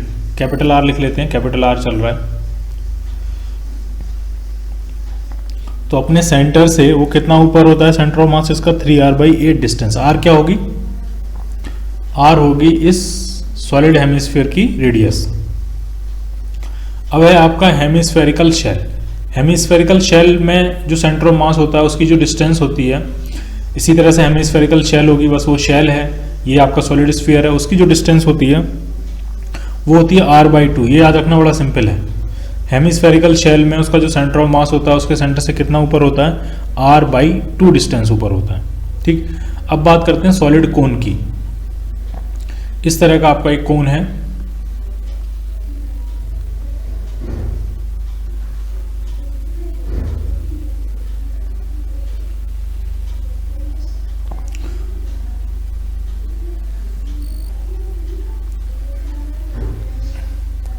कोन में क्या क्या होती है, कोन की हाइट होती है h, ये कोन के बेस की रेडियस है r। तो कोन का जो सेंटर ऑफ मास होता है वो कहीं इस पॉइंट पे होता है और ये जो डिस्टेंस होती है, कोन की ये जो डिस्टेंस होती है ये होती है h/4। सिंपल, ठीक है। टोटल हाइट h होती है, ये सॉलिड कोन है आपका, और सॉलिड कोन का जो सेंटर ऑफ मास होता है वो बेस वाले पॉइंट से कितना ऊपर होता है, h/4 हाइट पे होता है। क्लियर। तो कम से कम इतने ऑब्जेक्ट्स का सेंटर ऑफ मास आपको एटलीस्ट पता होना चाहिए। यूनिफॉर्म सेमी सर्कुलर रिंग का सबसे पहले शुरू करते हैं ट्रायंगुलर प्लेट का, ट्रायंगुलर प्लेट का जो सेंटर ऑफ मास होता है उसके सेंट्रॉइड पे होता है। यूनिफॉर्म रिंग का होता है 2r/π। अब सेमी सर्कुलर प्लेट है तो 4r/3π, सॉरी यहाँ पे 3π होगा, 4r/3π। उसके बाद सॉलिड हेमिस्फीयर का 3r/8 और हेमिस्फेरिकल शेल का r/2 और कोन का कितना है, कोन का h/4। तो कम से कम इतने ऑब्जेक्ट्स का आपको सेंटर ऑफ मास याद होना चाहिए। Welcome to Pathshala. Today we are going to discuss motion of center of mass. In the absence or presence of external force, how center of mass behaves, how center of mass moves. This is the topic of discussion for today. तो centre of मास को हमने कैसे define किया था, centre of मास वो point होता है जिस पे हम क्या एज्यूम कर सकें, दो चीज़ें एज्यूम कर सकें। पहली चीज़ ये एज्यूम कर सकें कि पूरे सिस्टम का मास उस पॉइंट पे कंसंट्रेट है। दूसरी चीज़ ये एज्यूम कर सकें कि पूरे सिस्टम पे लगने वाला नेट एक्सटर्नल फोर्स, सारे फोर्सेस का जो रिजल्टेंट फोर्स होगा वो सेंटर ऑफ मास पे एक्ट कर रहा है। ठीक, तो उस पॉइंट को हम क्या कहते हैं, उस पॉइंट को हम कहते हैं सेंटर ऑफ मास। ठीक, तो नेट एक्सटर्नल फोर्स जो होता है पूरे सिस्टम पर, इंटरनल फोर्सेस तो जीरो हो जाते हैं, उनका summation vector sum, net external force he remain रहता है सिर्फ। जो नेट एक्सटर्नल फोर्स होता है वो सिस्टम के rate of change of momentum के बराबर होता है, dp/dt। क्लियर। और अगर किसी सिस्टम पर नेट एक्सटर्नल फोर्स जीरो है, ठीक, किसी सिस्टम पे क्या है, नेट एक्सटर्नल फोर्स जीरो है, जो भी फोर्सेस लग रहे हैं वो सारे इंटरनल फोर्स हैं, तो उस सिस्टम का सेंटर ऑफ, उस सिस्टम का जो मोमेंटम है वो चेंज नहीं करेगा, और पूरे सिस्टम का जो मोमेंटम होता है वो वही होता है जो सेंटर ऑफ मास का मोमेंटम होता है। यानी उस सिस्टम के सेंटर ऑफ मास का मोमेंटम जो है वो क्या रहेगा, कांस्टेंट रहेगा, उसमें कोई चेंज नहीं होगा। मोमेंटम जो होता है वो होता है पूरे सिस्टम का mass into velocity of centre of mass, VCM, m into VCM, और ये क्या रहेगा, ये कांस्टेंट होगा। इसका मतलब सेंटर ऑफ मास की जो वेलोसिटी है वो कांस्टेंट रहेगी। अगर नेट एक्सटर्नल फोर्स जीरो है तो सेंटर ऑफ मास की जो वेलोसिटी है वो क्या रहेगी, कांस्टेंट रहेगी। वो टाइम के साथ वेरी नहीं करेगी। अगर इनिशियली जीरो है तो बाद में भी क्या रहेगी, जीरो रहेगी। कांस्टेंट आपका जीरो भी हो सकता है, एक नॉन जीरो वैल्यू भी हो सकती है, दोनों ही कांस्टेंट है। सेंटर ऑफ मास की वेलोसिटी चेंज नहीं करेगी। अगर वो सेंटर ऑफ मास की वेलोसिटी इनिशियली जीरो है तो बाद में भी क्या रहेगी, जीरो है, ठीक। और अगर इनिशियली मान लिया 3 मीटर पर सेकंड से मूव कर रहा है एक्स डायरेक्शन में, तो किसी भी इंस्टेंट पे आप देखोगे तो वो 3 मीटर पर सेकंड से ही सेंटर ऑफ मास मूव कर रहा होगा एक्स डायरेक्शन में। इसका मतलब सबसे पहले हम वो सिचुएशन देखेंगे जिसमें सेंटर ऑफ मास की वेलोसिटी जीरो होती है। सेंटर ऑफ मास की वेलोसिटी जीरो होने का मतलब क्या हुआ, सेंटर ऑफ मास कहाँ होता है, आपका रेस्ट में होता है। और अगर उस पर नेट एक्सटर्नल फोर्स जीरो है तो आगे भी हमेशा कहाँ रहेगा, रेस्ट में ही रहेगा। तो इस कंसेप्ट के कुछ इलस्ट्रेशन हम देखेंगे। तो सबसे पहला जो इलस्ट्रेशन है, फर्स्ट I1 अगर इसको कहते हैं, इलस्ट्रेशन 1, तो उसमें एक सिंपल सिचुएशन है। उसमें क्या है, एक स्मूथ हॉरिजॉन्टल प्लेन है और उसके ऊपर एक ब्लॉक रखा, सॉरी एक प्लांक रखा हुआ है। इस तरह से स्मूथ हॉरिजॉन्टल सरफेस के ऊपर एक प्लांक रखा हुआ है और उसके एक कॉर्नर पे एक पर्सन खड़ा हुआ है। इस तरह से ये सिचुएशन दी है, ठीक। कुछ वैल्यूज दिए हैं आपको, पर्सन का मास दिया स्मॉल m मान लिया, प्लांक का मास दिया है कैपिटल M, प्लांक की लेंथ कुछ दिया उन्होंने कैपिटल L। क्लियर, ठीक। और प्लांक जिस सरफेस पर रखा हुआ है वो सरफेस क्या है, वो स्मूथ है। यहां पे फ्रिक्शन होगा, यहां पे क्या है, यहां फ्रिक्शन होगा कुछ ना कुछ, म्यू है यहां पे। पर्सन के शूज और प्लांक की अपर सरफेस के बीच में फ्रिक्शन है, लेकिन प्लांक की लोअर सरफेस और ग्राउंड के बीच में कहीं कोई फ्रिक्शन नहीं है, वो सरफेस क्या स्मूथ है। तो इस तरह की सिचुएशन में एक क्वेश्चन ये पूछा जाता है कि मान लिया ये पर्सन आगे की तरफ मूव करना शुरू कर रहा है, तो प्लांक कहाँ मूव करेगा, प्लांक डेफिनेटली पीछे मूव करेगा। क्यों, वो इसलिए क्योंकि जब ये आगे मूव करेगा, आगे ये तब मूव कर पाएगा, ये प्लांक पे फ्रिक्शन फोर्स लगाएगा पीछे की तरफ, तब फ्रिक्शन फोर्स का रिएक्शन फोर्स उस पर्सन पे लगेगा आगे की तरफ, और उस रिएक्शन फोर्स की हेल्प से पर्सन जो है वो आगे मूव करेगा। हम ग्राउंड पे भी मूव करते हैं तो कैसे मूव करते हैं, जब हम चलना शुरू करते हैं तो हम अपने पैर से ग्राउंड को पीछे की तरफ पुश करते हैं, यानी हम अपने पैरों से ग्राउंड पे फ्रिक्शन फोर्स लगा रहे हैं पीछे की तरफ। उसका रिएक्शन फोर्स ग्राउंड हमारे ऊपर लगाता है आगे की तरफ, और उस रिएक्शन फोर्स की हेल्प से हम आगे बढ़ते जाते हैं, ठीक। तो अब आप ढंग से समझना कि इस फ्रिक्शन फोर्स की वजह से तो ये पर्सन आगे मूव करेगा, और इस फ्रिक्शन फोर्स की वजह से ये प्लांक जो है वो कहाँ मूव करेगा, वो पीछे मूव करेगा, ठीक। अब अगर हम पर्सन और प्लांक सिस्टम लें, हम अपने सिस्टम में क्या कंसीडर कर रहे हैं, हमारा जो सिस्टम है वो पर्सन प्लस प्लांक को मिला के है, पर्सन प्लस प्लांक,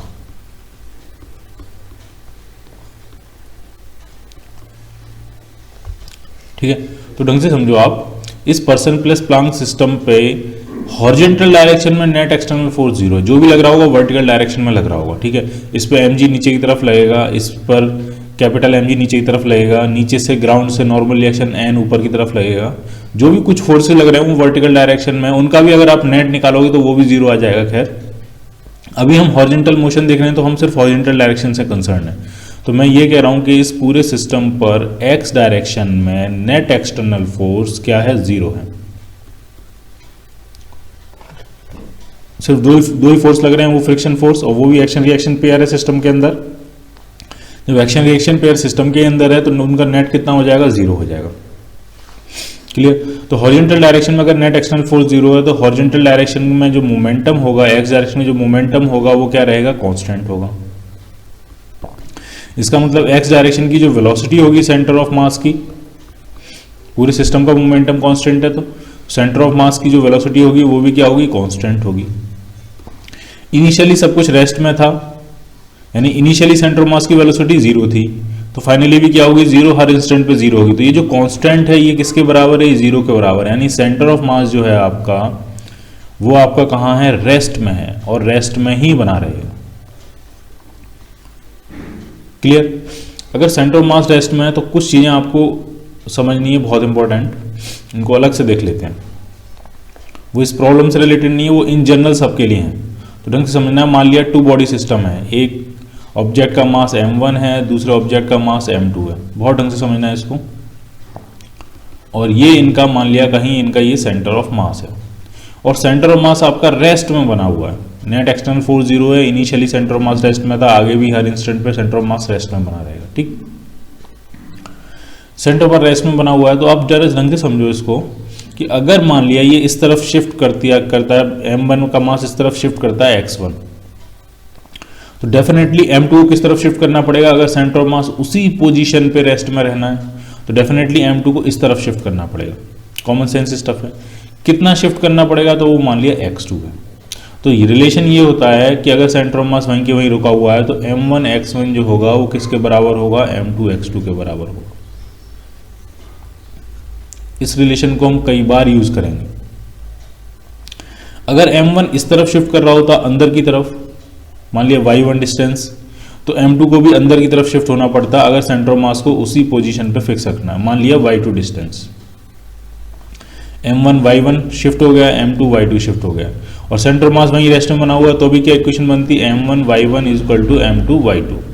और यहाँ पे y1 y2 x1 x2 ये सारे मैग्नीट्यूड हैं, किस डायरेक्शन में शिफ्ट हो रहा है वो हम अपने कॉमन सेंस से पता लगा रहे हैं। ठीक, इसी का फर्दर एक्सटेंशन होता है कि ये m1 का मास है, ये मान लिया m2 का मास है, इनका सेंटर ऑफ मास कहीं बीच में है, ये मान लिया ये सेंटर ऑफ मास है इनका, और नेट एक्सटर्नल फोर्स सिस्टम पे 0 है, initially centre of mass rest में था, आगे भी रेस्ट में रहेगा।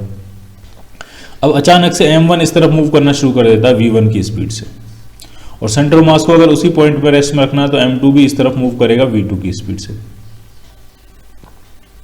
क्या रिलेशन होगा m1 m2 v1 v2 में?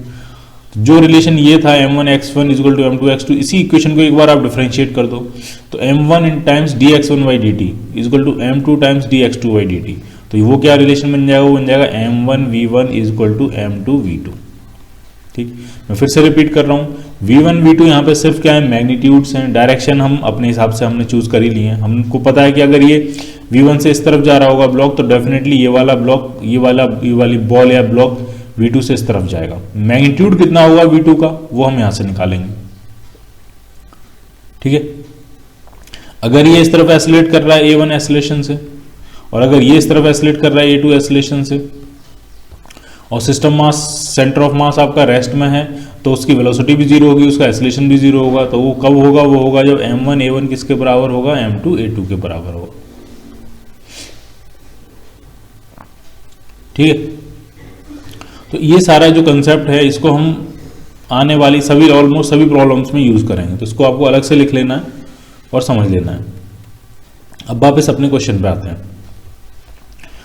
तो पर्सन प्लस प्लांक सिस्टम पे नेट एक्सटर्नल फोर्स 0 था, उसका मोमेंटम कांस्टेंट होगा, उसकी वेलोसिटी सेंटर ऑफ मास की कांस्टेंट होगी। ये सब कुछ देख रहे हैं हम एक्स डायरेक्शन में, और वो कांस्टेंट है क्या इस सिचुएशन में? वो कांस्टेंट है 0, क्योंकि सिस्टम पूरा कहाँ था? इनिशियली रेस्ट में, तो आगे भी क्या रहेगा? रेस्ट में रहेगा। तो क्वेश्चन ये पूछा जाता है आपसे कि जब ये पर्सन आगे मूव कर रहा है और प्लांक के इस कॉर्नर पे आ जाएगा, तो जितनी देर में ये प्लांक के इस कॉर्नर पे मूव करते हुए आ जाएगा तो प्लांक भी पीछे शिफ्ट कर रहा होगा, तो प्लांक कितना पीछे शिफ्ट कर जाएगा ये आपको फाइंड करना होता है। तो देखो इसको कैसे फाइंड करेंगे।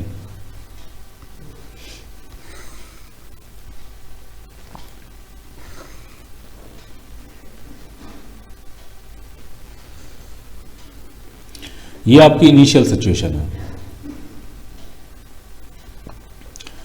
स्मॉल m मास है, इसका मास क्या है? Capital M। ठीक,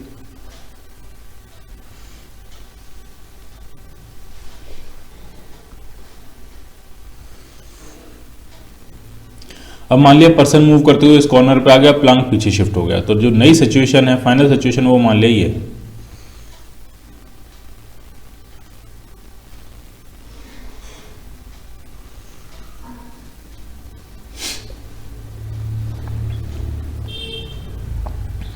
पर्सन इस कॉर्नर पे आ गया, प्लांक अपनी ओरिजिनल पोजीशन से कितना पीछे शिफ्ट हो गया? तो ये इसकी ओरिजिनल पोजीशन थी, और यहां से ये कुछ मान लेते हैं कितना शिफ्ट हो गया, यही हमें फाइंड करना है कितना शिफ्ट हो जाएगा। तो उसको हमने मान लिया x शिफ्ट हो गया। इस प्लांक की लेंथ कितनी थी? Capital L। ठीक है, तो जब पूरे सिस्टम का कुछ मास इस डायरेक्शन में मूव कर रहा है तो डेफिनेटली कुछ मास पीछे की तरफ भी मूव करेगा। और रिलेशन क्या होता है कि अगर सेंटर ऑफ मास आपका रेस्ट में है तो रिलेशन क्या होता है कि अगर m1 मास x1 मूव कर रहा है तो m2 मास x2 मूव करेगा और रिलेशन होगा m1 x1 equal to m2 x2। अभी हमने देखा। अब हम इसी को यूज करेंगे और ये ध्यान रखना है, ये x1 x2 v1 v2 a1 a2 ये सब किसके रिस्पेक्ट में होते हैं? With respect to earth, with respect to ground. ठीक, तो देखो ये पर्सन कितना आगे मूव कर जाएगा। तो प्लांक के रिस्पेक्ट में तो ये एल आगे जा रहा है, प्लांक के रिस्पेक्ट में तो उसको यहां पे आ जाना चाहिए, लेकिन प्लांक पीछे कितना शिफ्ट हो गया? एक्स। तो ओवरऑल ये कितना आगे शिफ्ट हो पाया? टोटल ओवरऑल ये कितना शिफ्ट हो पाया आगे? तो वो होगा एल माइनस एक्स। इसको दो स्टेप प्रोसेस में आप समझ सकते हो कि पहले इसको आगे एल शिफ्ट कर दो, यहां पहुंचा दो, उसके बाद प्लांक को पीछे एक्स शिफ्ट कर दो, तो अपनी ओरिजिनल पोजीशन से ये सिर्फ कितना आगे आ पाएगा? L minus x. Two step process. ठीक, तो m into L minus x is equal to capital M। कैपिटल M कितना पीछे शिफ्ट हो गया? x into x. मैंने यहाँ माइनस क्यों नहीं लगाया है? क्योंकि मैंने पहले ही क्या दिया है कि ये x1 x2 ये सिर्फ क्या है? ये मैग्नीट्यूड्स हैं। यहां से x फाइंड कर लोगे तो आप x जब फाइंड करोगे तो वो आ जाएगा small m l upon small m plus capital M।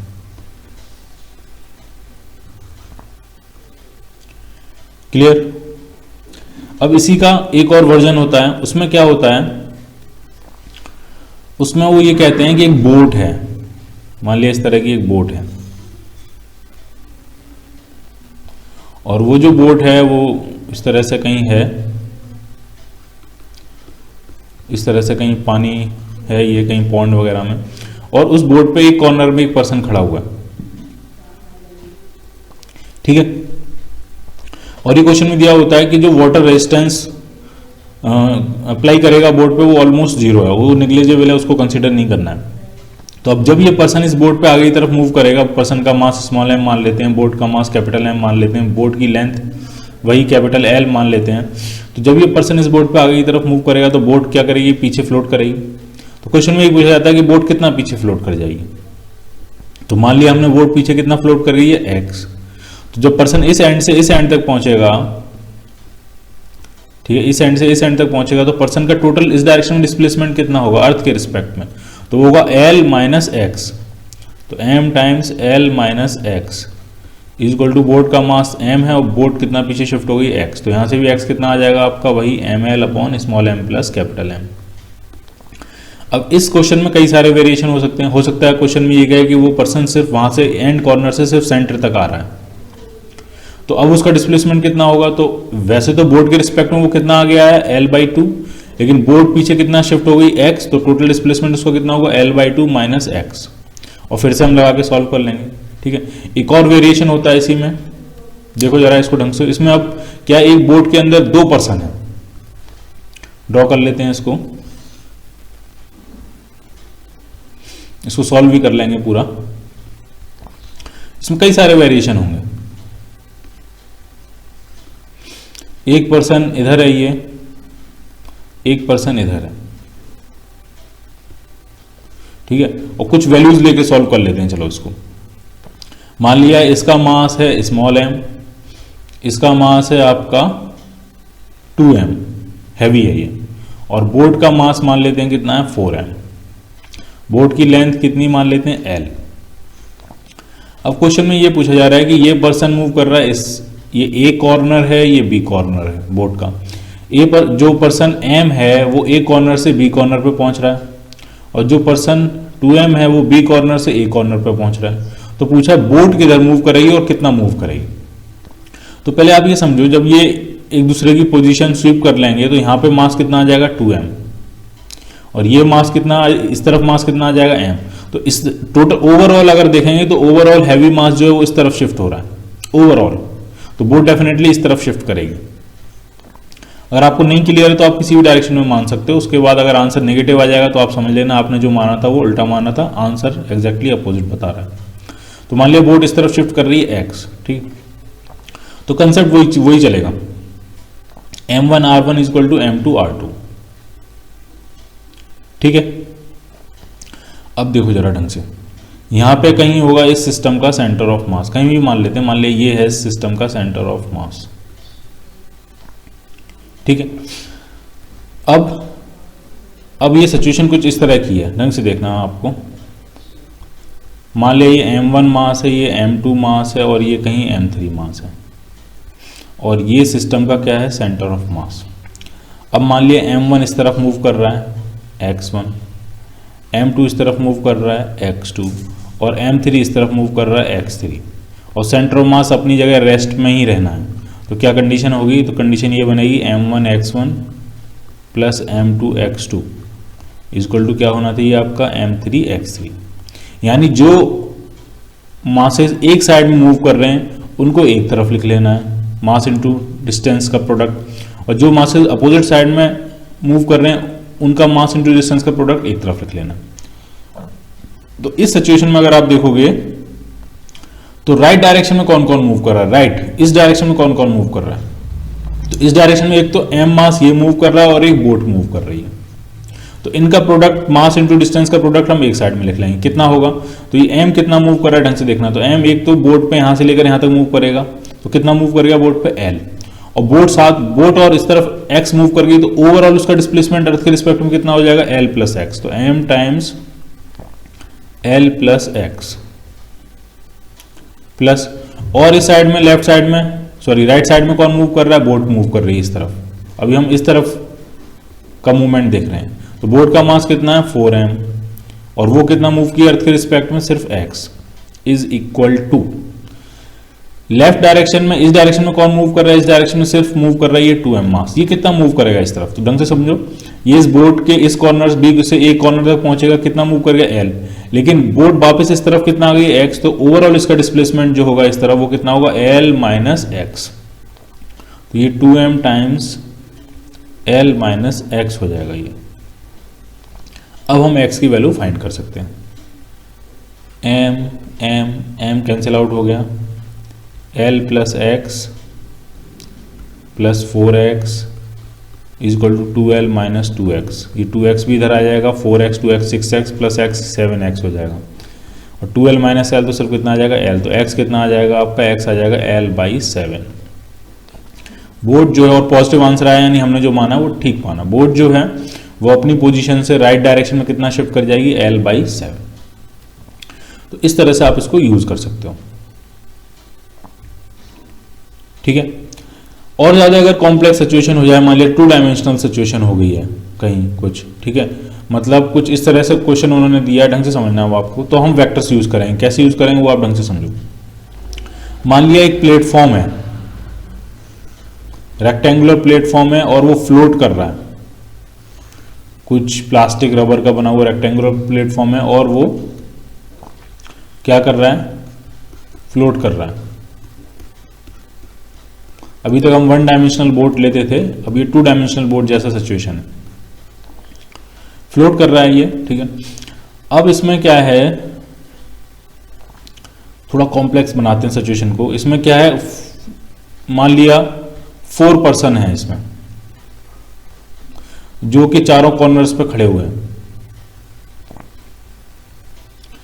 इनके मासेस मान लेते हैं, क्या ये आपका m1 मास m मास है, ये आपका m/2 है, ये आपका 2m मास है, और ये मान लेते हैं 3m मास है, ठीक है। सभी एज ग्रुप के हैं यहाँ पे लोग। और बोट की ये जो साइड दी है स्क्वायर बोट है, तो उसकी एक साइड जो दी है वो आपको दी है l, ये वाली साइड भी क्या होगी आपकी l, ठीक है। अब क्वेश्चन, बोट का भी मास कुछ है, बोट का मास हम मान लेते हैं कितना है, बोट का मास मान लेते हैं 10m है, 5m मान लेते हैं, ठीक है। अब सिचुएशन क्या हो रही है, सिचुएशन ये हो रही है, अभी पूरा सिस्टम रेस्ट में है, कहीं कोई मूवमेंट नहीं है, सब कुछ रेस्ट में। अब इसमें ये हो रहा है कि ये m मास जो है, ये 4 कॉर्नर के नाम देते हैं अगर हम, A B C और D।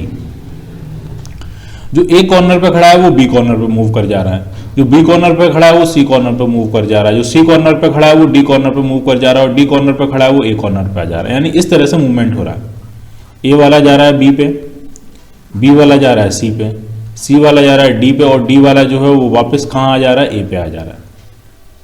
इस तरह से ये मूवमेंट हो रहा है। अब क्वेश्चन में ये पूछा गया है कि मान लिया ये आपकी जो एक्सिस है ये एक्स एक्सिस मान ली है, कहा है क्वेश्चन में कि इसको आप एक्स एक्सिस मान लो, ए बी के अलोंग जो डायरेक्शन है उसको एक्स एक्सिस मान लो, और ए डी के अलोंग जो डायरेक्शन है उसको आप वाई एक्सिस मान लो, एक्स और वाई दोनों हॉरिजॉन्टल प्लेन में है। आपसे पूछा गया है कि सेंटर ऑफ मास का, इस पूरे सिस्टम के सेंटर ऑफ मास का तो कोई डिस्प्लेसमेंट होगा नहीं क्योंकि इस पूरे सिस्टम पर नेट एक्सटर्नल फोर्स क्या है, जीरो। लेकिन बोट में ये पूछा जा रहा है कि बोट का जो सेंटर होगा, बोट का जो सेंटर होगा वो पॉइंट अगर हम उसको कहें, वो उसका डिस्प्लेसमेंट कितना होगा वो आपसे पूछा गया है। Displacement of centre of boat वो आपसे पूछा गया, वो कितना होगा। अभी 2 डायमेंशनल सिचुएशन है, तो अब हम इसमें अपना वो m1 r1 equal to m2 r2 वाला लगाना बहुत मुश्किल हो जाएगा, तो अब हम वेक्टर्स का यूज करेंगे। ठीक है, ढंग से समझना है। कंसेप्ट ये चलेगा कि सेंटर ऑफ मास की पोजीशन में कोई चेंज नहीं आएगा, यानी डेल्टा आर सी एम क्या होगा, जीरो। सेंटर ऑफ मास का पोजीशन वेक्टर जो पहले होगा वो बाद में ही रहेगा, उसमें कोई चेंज नहीं आएगा। अब डेल्टा आर सी एम क्या होगा, डेल्टा आर सी एम जो होगा वो होगा m1 डेल्टा r1, ठीक, प्लस m2 डेल्टा r2।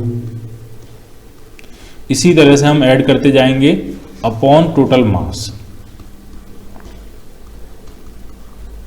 और डेल्टा आरसीएम जीरो, और सेंटर ऑफ मास में कोई शिफ्टिंग नहीं है, तो इसका मतलब ये टोटल मास को भी अगर इधर से मल्टीप्लाई कर देंगे तो आपको जो इक्वेशन आने वाली है, अगर हम उसको लिखें तो वो इक्वेशन सिर्फ इतनी आने वाली है कि m1 times delta r1 plus m2 times delta r2, इसी तरह से सबके ऐड कर देने हैं सारे मासेस के डिस्प्लेसमेंट्स, और इक्वल टू क्या आ जाएगा, जीरो। इस इक्वेशन को हम यूज करेंगे। ठीक, ये क्लियर है आपको? ठीक है। अब एक चीज और समझो, ये m1 का जो पोजीशन में चेंज आया डेल्टा r1, ये अर्थ के रिस्पेक्ट में है, बोर्ड के रिस्पेक्ट में नहीं है। इसी तरह से m2 की पोजीशन में जो चेंज आया डेल्टा r2, ये भी किसके रिस्पेक्ट में, ये भी अर्थ के रिस्पेक्ट में। अब वो कैसे निकालेंगे तो वो ढंग से समझना। अगर डेल्टा r आपको दिया है ऑफ मास m1, जिसको डेल्टा r1 कहते हैं हम, विद रिस्पेक्ट टू बोट, और आपको मिल जाए delta are of boat with respect to earth, तो अगर इन दोनों इक्वेशंस को अगर हम ऐड कर दें तो बोट क्या बन जाएगा आपका, इंटरमीडिएट फ्रेम ऑफ रेफरेंस। तो आपको जो मिल जाएगा वो मिल जाएगा change in position of mass m1 with respect to earth. जब भी सिचुएशन कॉम्प्लेक्स होती है तो हमको मैथमेटिक्स की हेल्प लेनी पड़ती है, तो यहां पे हम मैथमेटिक्स की हेल्प ले रहे हैं। ठीक, तो इस तरह से इसको हम यूज करेंगे। ठीक, तो मैं रब करता जा रहा हूं, साथ में आपको तो लिख ही लेना है अपनी नोटबुक में, ताकि स्पेस बना रहे लिखने के लिए पिक्चर के सामने ही।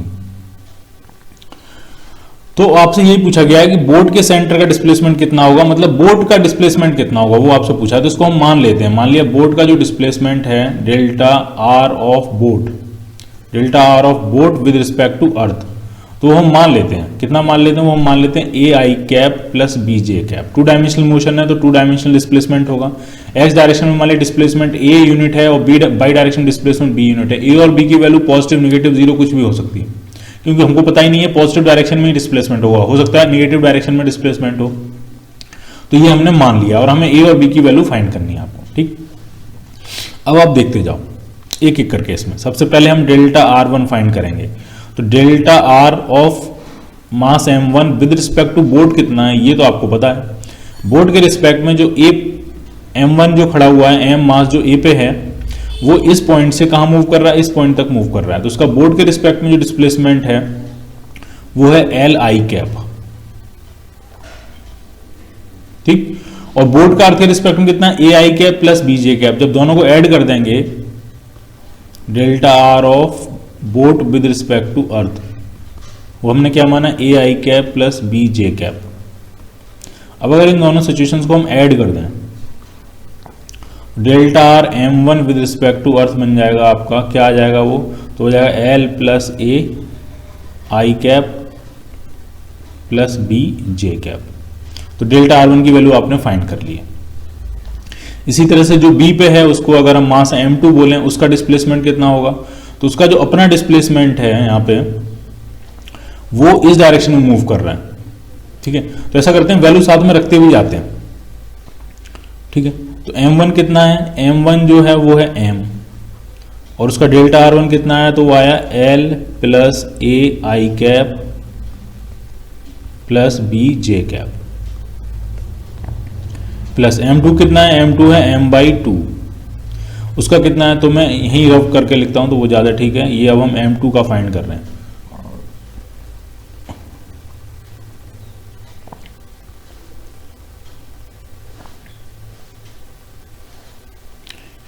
m2 ने बोर्ड के रिस्पेक्ट में कितना मूव किया, तो m2 जो है वो b पॉइंट से c पॉइंट की तरफ मूव कर गया, y डायरेक्शन मूव कर गया बोर्ड के रिस्पेक्ट में, तो उसका मूवमेंट है l j कैप। तो अब आप दोनों को ऐड करोगे तो ये m1 नहीं होके m2 निकल के आएगा, और ये j कैप है तो ये j कैप के साथ ऐड होगा, तो ये b plus l j cap हो जाएगा। तो ये क्या बनने वाला है,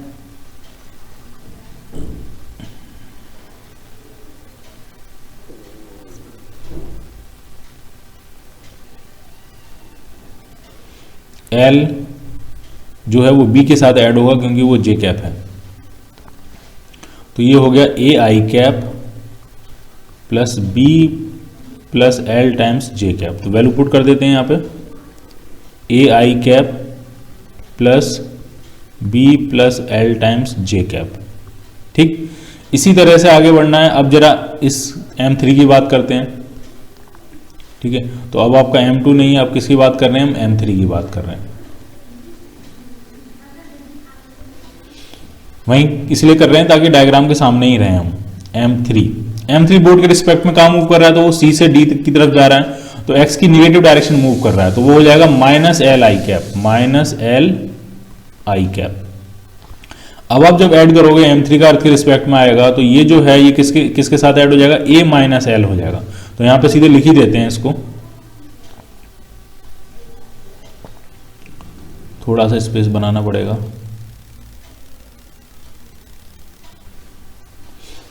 ठीक है, m3 कितना है, m3 है 2m, तो प्लस 2m, और उसका डिस्प्लेसमेंट अर्थ के रिस्पेक्ट में कितना हो रहा है, तो वो इन दोनों का वेक्टर का एडिशन है, तो वो है a minus L times I cap plus b j cap. अब जरा m4 की बात करते हैं। m4 का मास कितना है, 3m। ठीक है, और वो कहां मूव कर रहा है, वो यहां से इधर मूव कर रहा है, तो m4 जो है यहाँ पे अगर m4 लिखें तो उसका हो जाएगा माइनस एल जे कैप। ठीक है, अब y के अपोजिट डायरेक्शन मूव कर रहा है, वो नीचे इस तरफ मूव कर रहा है, तो माइनस एल जे कैप, तो वो इसके साथ एडअप हो जाएगा, तो उसका जो डिस्प्लेसमेंट आएगा अर्थ के रिस्पेक्ट में वो आ जाएगा a I cap b minus L J cap plus b minus L times J cap. ठीक, चारों मासेस हो गए, और कुछ बचा, बोट का भी तो कंसीडर करना है, बोट भी तो आपके सिस्टम का हिस्सा है, तो बोट का मास कितना है, बोट का मास है 5m, और उसका डिस्प्लेसमेंट अर्थ के रिस्पेक्ट में तो हमने ये माना ही है a I cap plus b J cap, तो into a I cap plus b J cap is equal to 0। ठीक, तो ये इक्वेशन बन रही है यहाँ पे, कोई ज्यादा मुश्किल नहीं है इसमें। आई कैप वाले सारे कंपोनेंट एक साथ लिख लेंगे, उससे पहले ये m ये कॉमन लेके कैंसिल आउट कर लेते हैं। आई कैप वाले सारे एक तरफ लिख लेंगे, जे कैप वाले सारे एक साइड में लिख लेंगे, और जब दोनों ही जीरो हैं तो आई कैप के कंपोनेंट इंडिविजुअली अलग से जीरो होंगे, जे कैप के कंपोनेंट्स अलग से, उन सबका समेशन क्या होगा, जीरो होगा। तो आई कैप के साथ क्या क्या आ रहा है जरा वो देखो आप, यहां से आ रहा है एल प्लस ए, यहां से आएगा a/2, एल प्लस a/2, यहां से कितना आएगा, यहां से आ जाएगा प्लस 2a माइनस 2l। ठीक, यहां से कितना आ जाएगा, यहां से आ जाएगा प्लस 3a, और यहां से कितना आ जाएगा आपका 5a। ये सारे i के साथ हैं। j के साथ क्या क्या आने वाला है, ये आ गया b, ये आ गया b/2 प्लस l/2, यहां से कितना आ जाएगा 2b, कैलकुलेशन आपको देखती जानी, कहीं कुछ गड़बड़ नहीं होनी चाहिए। 3 से मल्टीप्लाई करेंगे तो ये आ जाएगा 3b माइनस 3l, और इसमें 5 से मल्टीप्लाई करेंगे तो ये आ जाएगा plus 5b is equal to 0। तो इसमें i के कंपोनेंट अलग से 0 होंगे और j के कंपोनेंट अलग से 0 होंगे, तो दो इक्वेशन बन जाएंगी a और b में। ठीक है, या दो नहीं, इसमें तो डायरेक्ट एक यहां से a में इक्वेशन बनेगी और यहां से b में इक्वेशन बनेगी, तो यहां से a की वैल्यू आ जाएगी, यहां से b की वैल्यू आ जाएगी। जरा देखते हैं a कितना है, तो a और 2a 3a plus 3a 6a 6a plus 5a 11a और ये a/2 यानी 11.5a। ये l है, ये -2l है, तो -l बचा इज इक्वल टू 0। तो a कितना आ गया? a आ गया आपका l अपॉन 11.5। तो a की वैल्यू निकल आई। अब यहाँ देखते हैं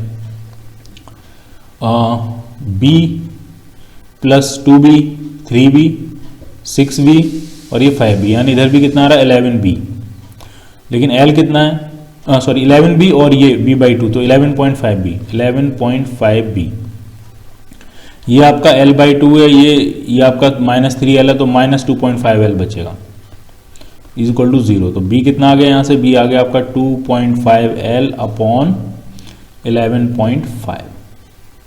a की वैल्यू आ गई, b की वैल्यू आ गई। तो बोर्ड का जो सेंटर ऑफ मास है, बोर्ड का सिर्फ सेंटर, वो कितना डिस्प्लेसमेंट होगा, उसका डिस्प्लेसमेंट कितना होगा? तो वो आ रहा है आपका l/11.5 i cap plus 2.5 l/11.5 j cap. यानी बोर्ड का जो सेंटर है वो पॉजिटिव डायरेक्शन में ही मूव कर रहा है, पॉजिटिव एक्स एक्सिस और पॉजिटिव वाई एक्सिस के अलोंग ही मूव कर रहा है। ठीक, तो अगर 2 डायमेंशनल सिचुएशन है तो वो आपको इस तरह से डील करनी है, पूरा वेक्टर्स का यूज करना है। फिर आप m1 x1 equal to m2 x2 या m1 r1 equal to m2 r2 उसका हम यूज नहीं कर पाएंगे। उसका हम यूज हमें सिर्फ और सिर्फ करना चाहिए 2 बॉडी प्रॉब्लम के लिए। एक क्वेश्चन में हमने 3 बॉडी प्रॉब्लम में भी यूज कर लिया, लेकिन वो ठीक नहीं है। ठीक है, वो आपको कभी कंफ्यूज कर सकता है। तो अगर 2 बॉडी से ज़्यादा बॉडीज हैं और मोशन जो है वो आपका 2 डायमेंशनल या 3 डायमेंशनल कैसा भी है, तो फिर आप पूरी तरह से वेक्टर्स में जाओ और फिर उसकी हेल्प से क्वेश्चन को सॉल्व करो।